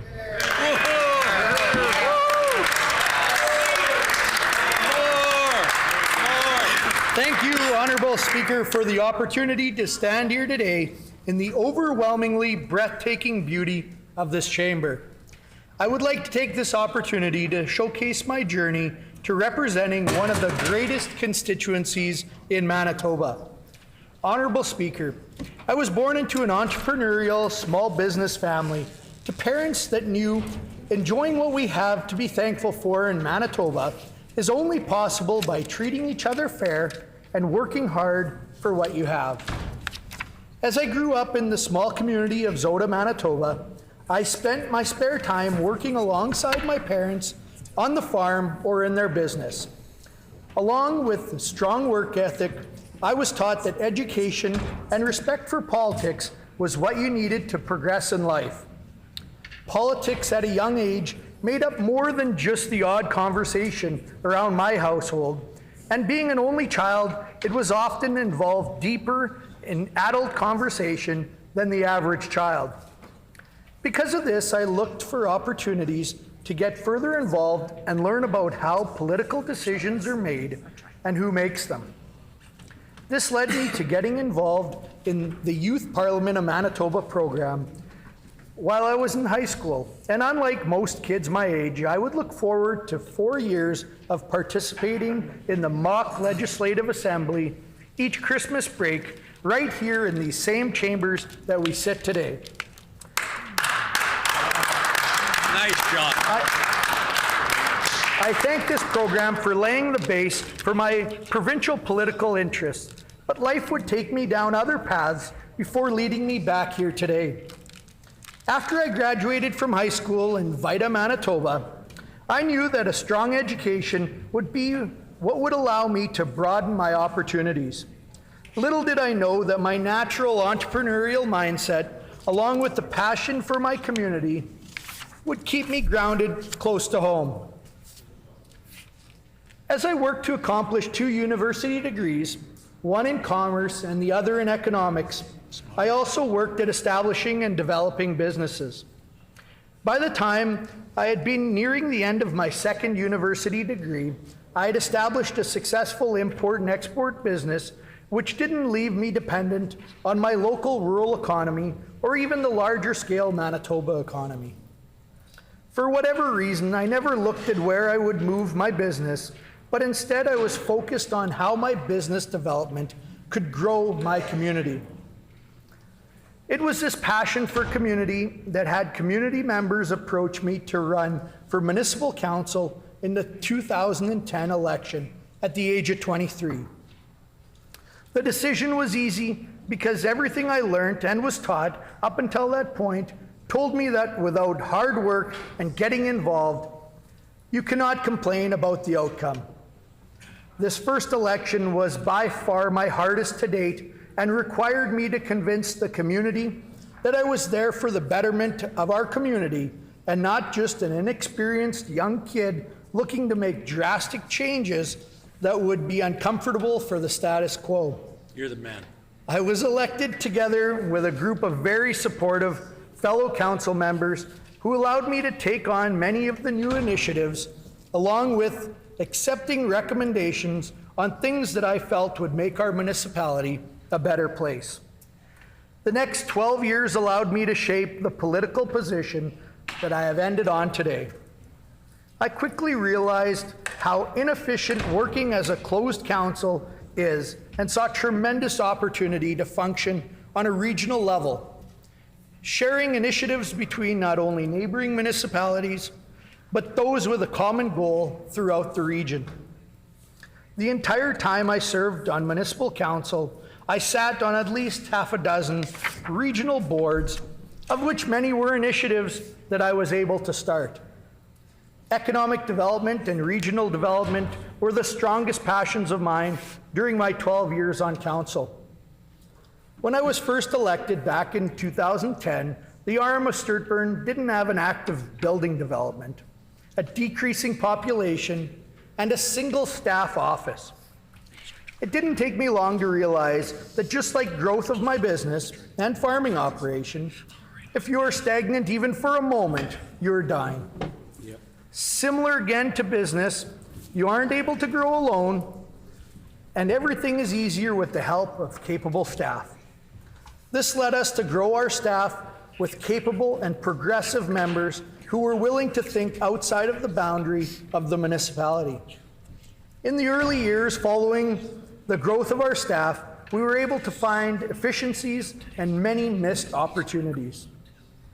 As I was caught up with passionately working with my community to grow and access opportunities, I found myself representing more and more regional or provincial boards. Some of these were organizations like Community Futures RRR, which is a federally funded, locally directed economic development and lending institution designed to provide assistance and funding for startup businesses, and represented much of the southern portion of southeast Manitoba. Here I served as president and later on the Provincial Community Futures Board. Another regional board that I represented was Eastman Tourism, which is the regional tourism association representing all of eastern Manitoba. It was here that I helped to reestablish regional tourism associations and work together with Travel Manitoba to secure the 96-4 funding model that allows for greater financial funding security for promoting the industry. Nice job. These two organizations helped to further open my eyes to the benefit of working at a regional level. I was able to take my experience with these boards back to my council and partner together with our neighboring municipalities to promote and develop our local tourism and economic development products. As my local municipality started to see that working together with others would not only benefit us, but the entire community and region, this made it easier to sell to both the community and the council. The shared desire for progression and growth was passionate there, as it is many times within our community, business, organization, or government. We were able to start reaping the rewards of the strategic planning and hard work. The translation meant that businesses were staying, growing, and developing within the region. And along with that, people were recognizing us as being the destination to also grow, develop, and settle. As I became more involved at a regional level, it allowed me to serve on more provincial boards, including spending more time on our constituency association. It was here that I started entertaining the thought of one day truly representing the region of Manitoba that I was so passionate about seeing grow and prosper. There were boards of the provincial government that I started to recognize as interest to me and where I wanted to be if I was going to see my region succeed socially and economically. So the first provincial board that I expressed interest in serving on was the Southern Health Board. This was the result of seeing how important rural health care is not only to the sustainability of growth in rural Manitoba, but also the sustainability of our entire province.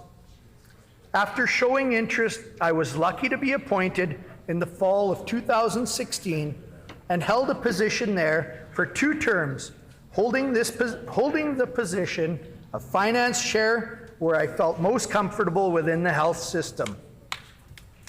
since I did not possess any direct healthcare experience or expertise. I felt that my time on the board was rewarding to me and also to the organization. After my time on the health board, I felt that if I was to pursue the appointment of another board, it would need to be something that I need to be personally passionate about, and in order for it to keep me engaged with my busy personal, business, and municipal schedule. I, at that point, identified a board that represents something near and dear to who I am, and that was the Farm Industry Board. Nice. It was here that I truly enjoyed provincial board representation and discovered the true importance that they provide to Manitobans and the government of Manitoba. During the time that I have described in the past 12 years of municipal representation, I had also been very active in a number of community organizations, volunteer groups, and with the La Vérendrye constituency. Although many days it felt like public service was my life and I did not have a personal life, during that time between university, business building, and municipal government, I managed to find the love of my life, Candace, who I married in 2014. Nice. Candace has been a tremendous asset to my life, bringing me support and stability. My wife came from a similar entrepreneurial farm family and did not shy away from jumping into business and our community. She quickly found her place on various community organizations. We both knew that business ownership was where we would likely always be, and if our personal life was to work in harmony, she would need to also be self-employed. The opportunity came up to purchase a local store in the town of Vida approximately 6 months before us getting married, and we thought the fit was ideal. Being self-employed has been extremely rewarding to my wife and I. It has given us flexibility to not only pursue our passion of community involvement, but has also given us the ability to raise our children while doing what we love.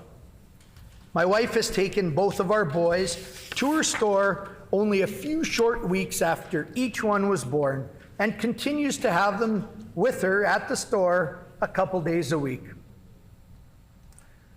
My journey to stand here today before you has been one that I have my community and its members to thank. I am extremely proud of the constituency that I represent and the people that make up this great province of Manitoba. I feel that I am an example of the endless opportunities that this province has to hold for each and every one of us. I hope that by no means anyone has misinterpreted my journey as one of privilege. I started from humble beginnings with parents who may not have always had the financial ability to assist me in my journey in life, but they were there to support me in the ways that their abilities would allow. Political opportunities sometimes come at the least opportune time. When Dennis Smook, our previous MLA of La Vérendrye, decided to retire this past year, I knew that I was ready, but that many compromises would need to be made. I am not someone that does something if I am not able to commit to it being done to the best of my ability.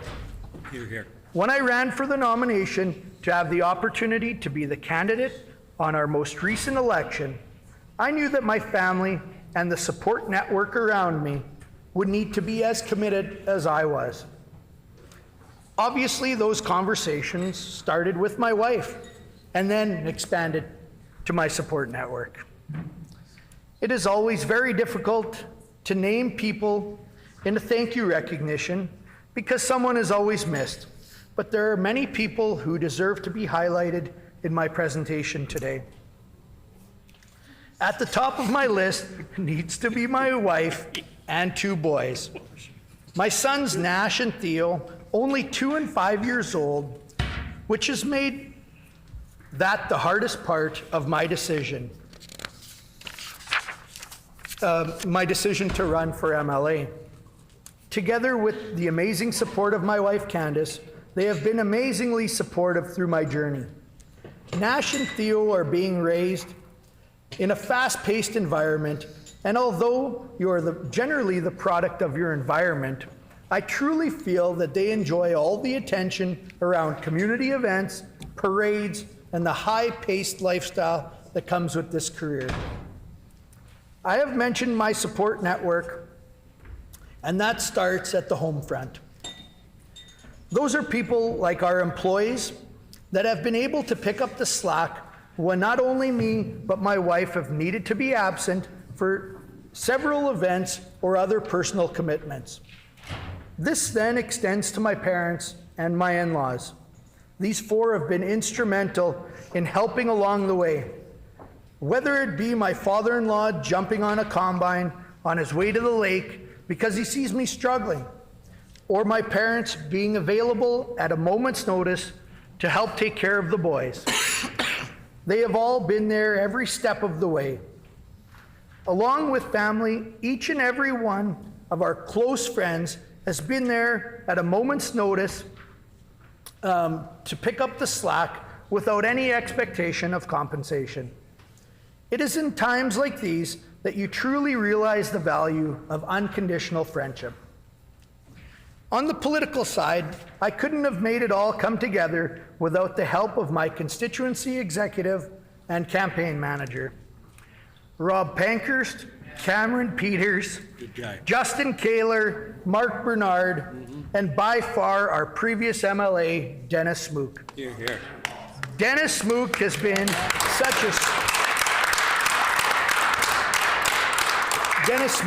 such a strong political mentor to me along the way, and I have such tremendous respect for his ability to serve our constituency in a respectful manner that he did.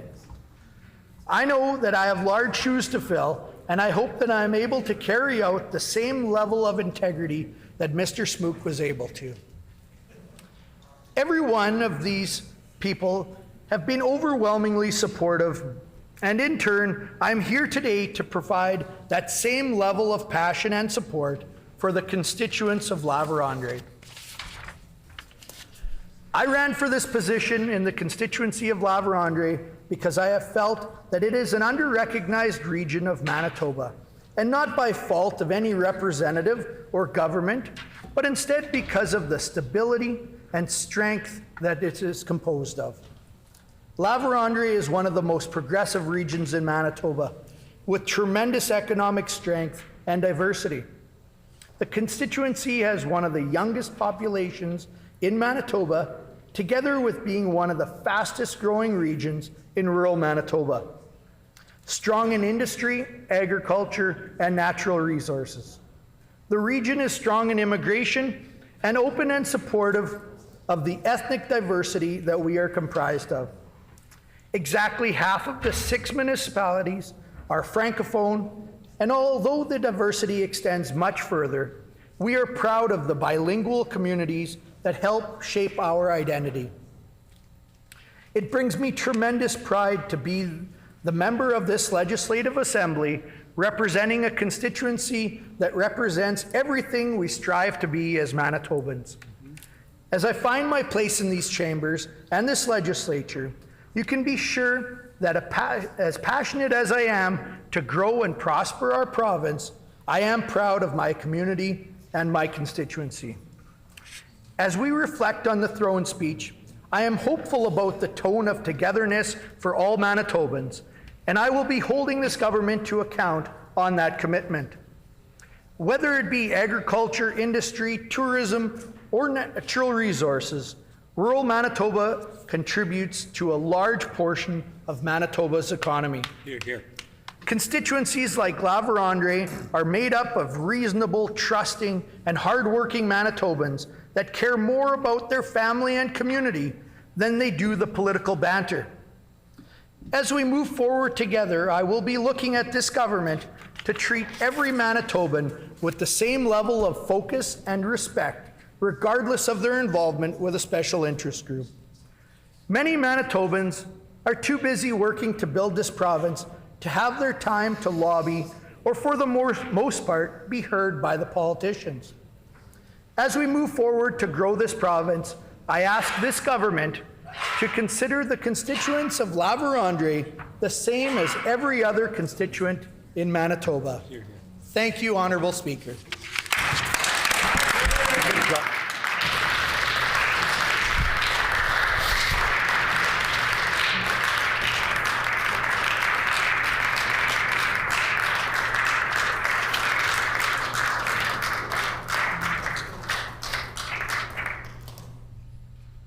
The honourable member for River Heights.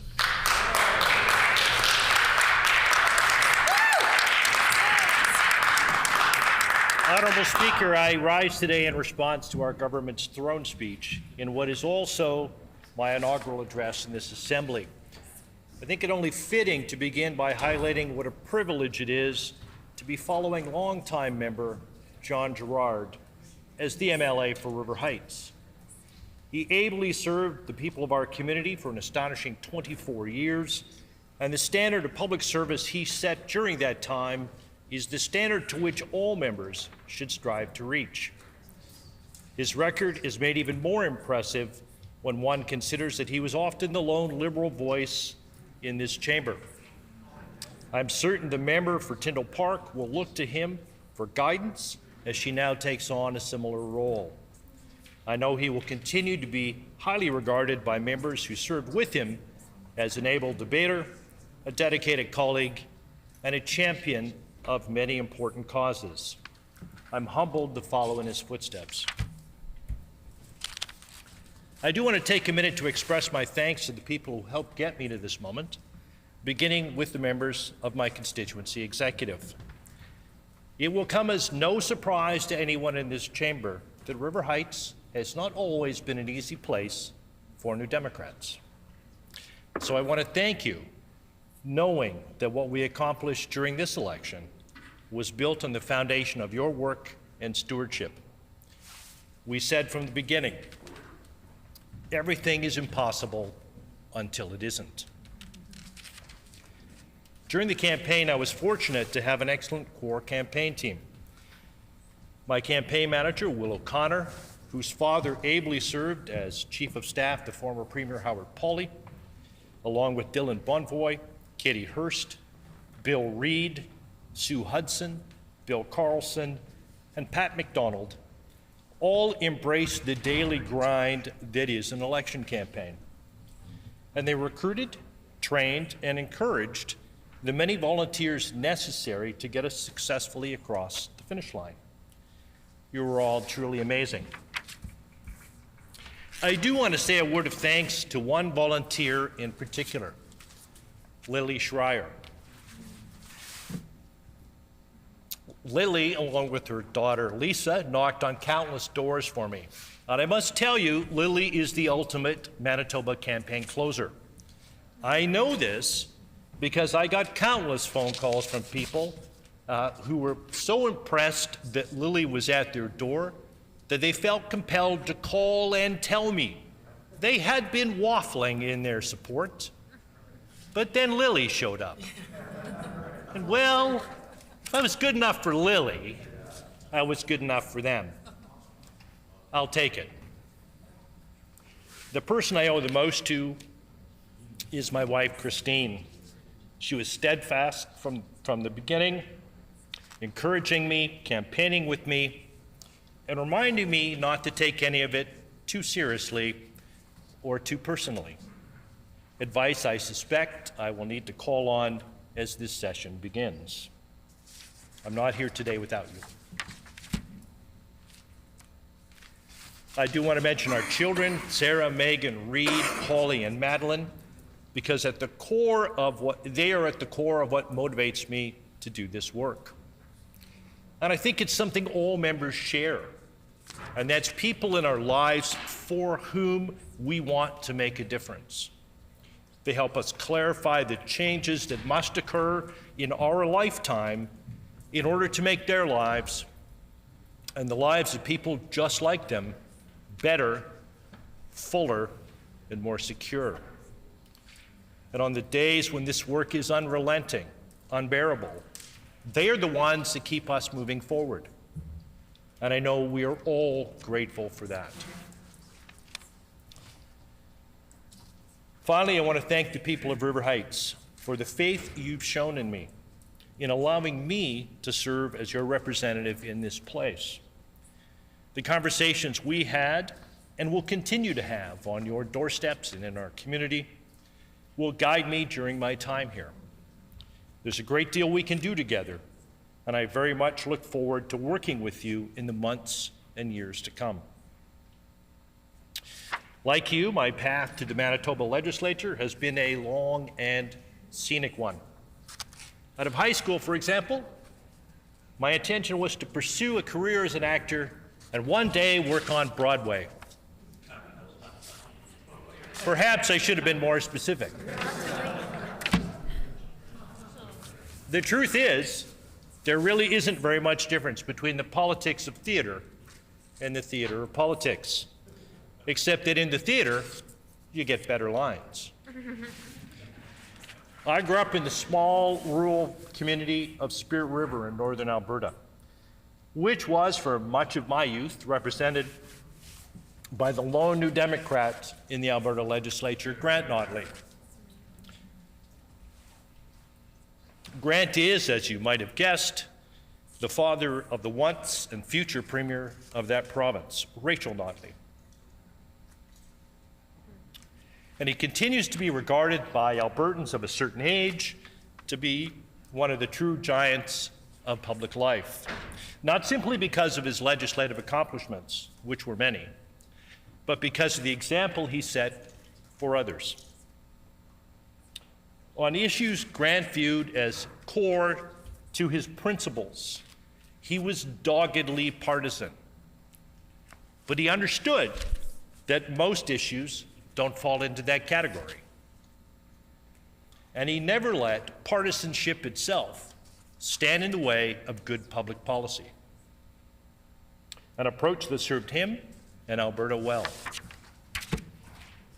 I was fortunate to join Grant's staff during his time as leader of the official opposition. We gained that title when we doubled the size of our caucus in 1982, adding a second member, Ray Martin.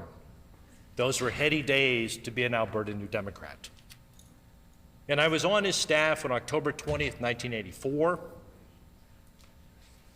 when heading back to his constituency on a day that no plane should have left the ground. The small commercial craft he was traveling in crashed, killing Grant and 5 other passengers. There were 4 survivors, including Conservative Housing Minister Larry Shaben. At the time of his death, Grant was 45 years old. I learned an important lesson in the days that followed, not just about politics, but about people and life. I watched the progressive Conservative government of Peter Lougheed move quickly and without hesitation to support Grant's family in their time of grief and to publicly recognize the critical role he played in that province. While not philosophically aligned in any way, they recognized the strength of his convictions, the principled manner in which he fought for them, and they valued the way in which his voice helped make their government better, without ever diminishing the institution. Honorable Speaker, as a young political staffer, I was stunned by the depth of the personal grief being expressed by Lougheed and much of his front bench. At the graveside, it would have been nearly impossible for a casual observer to know for certain which side of the house any of the mourners had sat. That memory has not faded with time. It's as sharp and textured as ever. And I tell that story not simply to trace my origins, but to offer it as an example of what we might be over the next number of years. While our democracy requires a full and vigorous debate to ensure that Manitobans get the best possible public policy outcome, that debate is never elevated, never improved by the acrimony, pettiness, and personal attacks that can sometimes characterize parliamentary proceedings. We can do better. And in my time here, Honorable Speaker, I commit to attempting to do so. Our government's throne speech, Working Together, Working for You, offers a range of critically important policy areas around which members on both sides of the aisle should be able to rally without partisanship. The current health crisis being first among them. Over the 2 years that I knocked on doors in River Heights, no issue worried people more than the state of our health and seniors' care systems. I heard, as I'm sure other members did, heartbreaking stories from patients, their families, and from frontline healthcare workers. They talked of hours-long waits in overcrowded waiting rooms, with loved ones who too often went home without getting the treatments they needed. There were stories of individuals living in chronic pain who were on surgery wait lists that never seemed to get any shorter. And from doctors, nurses, radiologists, the full range of healthcare professionals, I heard how they agonized about the level of care they were able to provide without the critical resources they needed. They talked about being ground down by impossible workloads, mandatory overtime, and coming to the soul-crushing realization that they were viewed as disposable by the system they always dreamt of working in. Too many times I heard, "I don't think I can do this much longer. It's too hard," while others had left the healthcare system early, hoping to regain a work-life balance they'd long since lost. While our throne speech, Honorable Speaker, acknowledges that changes to the system are necessary, it also makes it clear that it's healthcare workers themselves that are at the very heart of a strong and vibrant healthcare system. Without them, we have nothing. They need to be supported, listened to, and valued for the incredibly difficult work they do every single day. That work has already started with the launch of the Healthcare Listening Tour and our desire to return more day-to-day decision-making to the front lines. As a longtime theater teacher and hockey coach, I always believe that how you treat people, how they feel as part of your team, matters almost as much as any other aspect of your program. By extension, one of the most important tasks we have as leaders is to create a workplace culture in which success is not only possible, but it's the unquestioned expectation that's embraced by everyone. That's impossible for people to do if they don't feel valued. Additionally, commitments like opening up more post-secondary healthcare training spaces to end educational wait lists, retaining our current workers, fast-tracking foreign-trained healthcare professionals into the system, all of that is predicated on creating a workplace culture that is constructive, hopeful, and innovative in nature. And I am confident, Honorable Speaker, that is exactly the direction this throne speech sets out for us. My path has also meandered its way through a gratifying 25-year teaching career, both on Vancouver Island and here in Winnipeg. The bulk of that time was spent at Cowichan Secondary School. Go Thunderbirds. I will forever be grateful to have worked alongside so many incredible educators, all dedicated to providing... Order, please.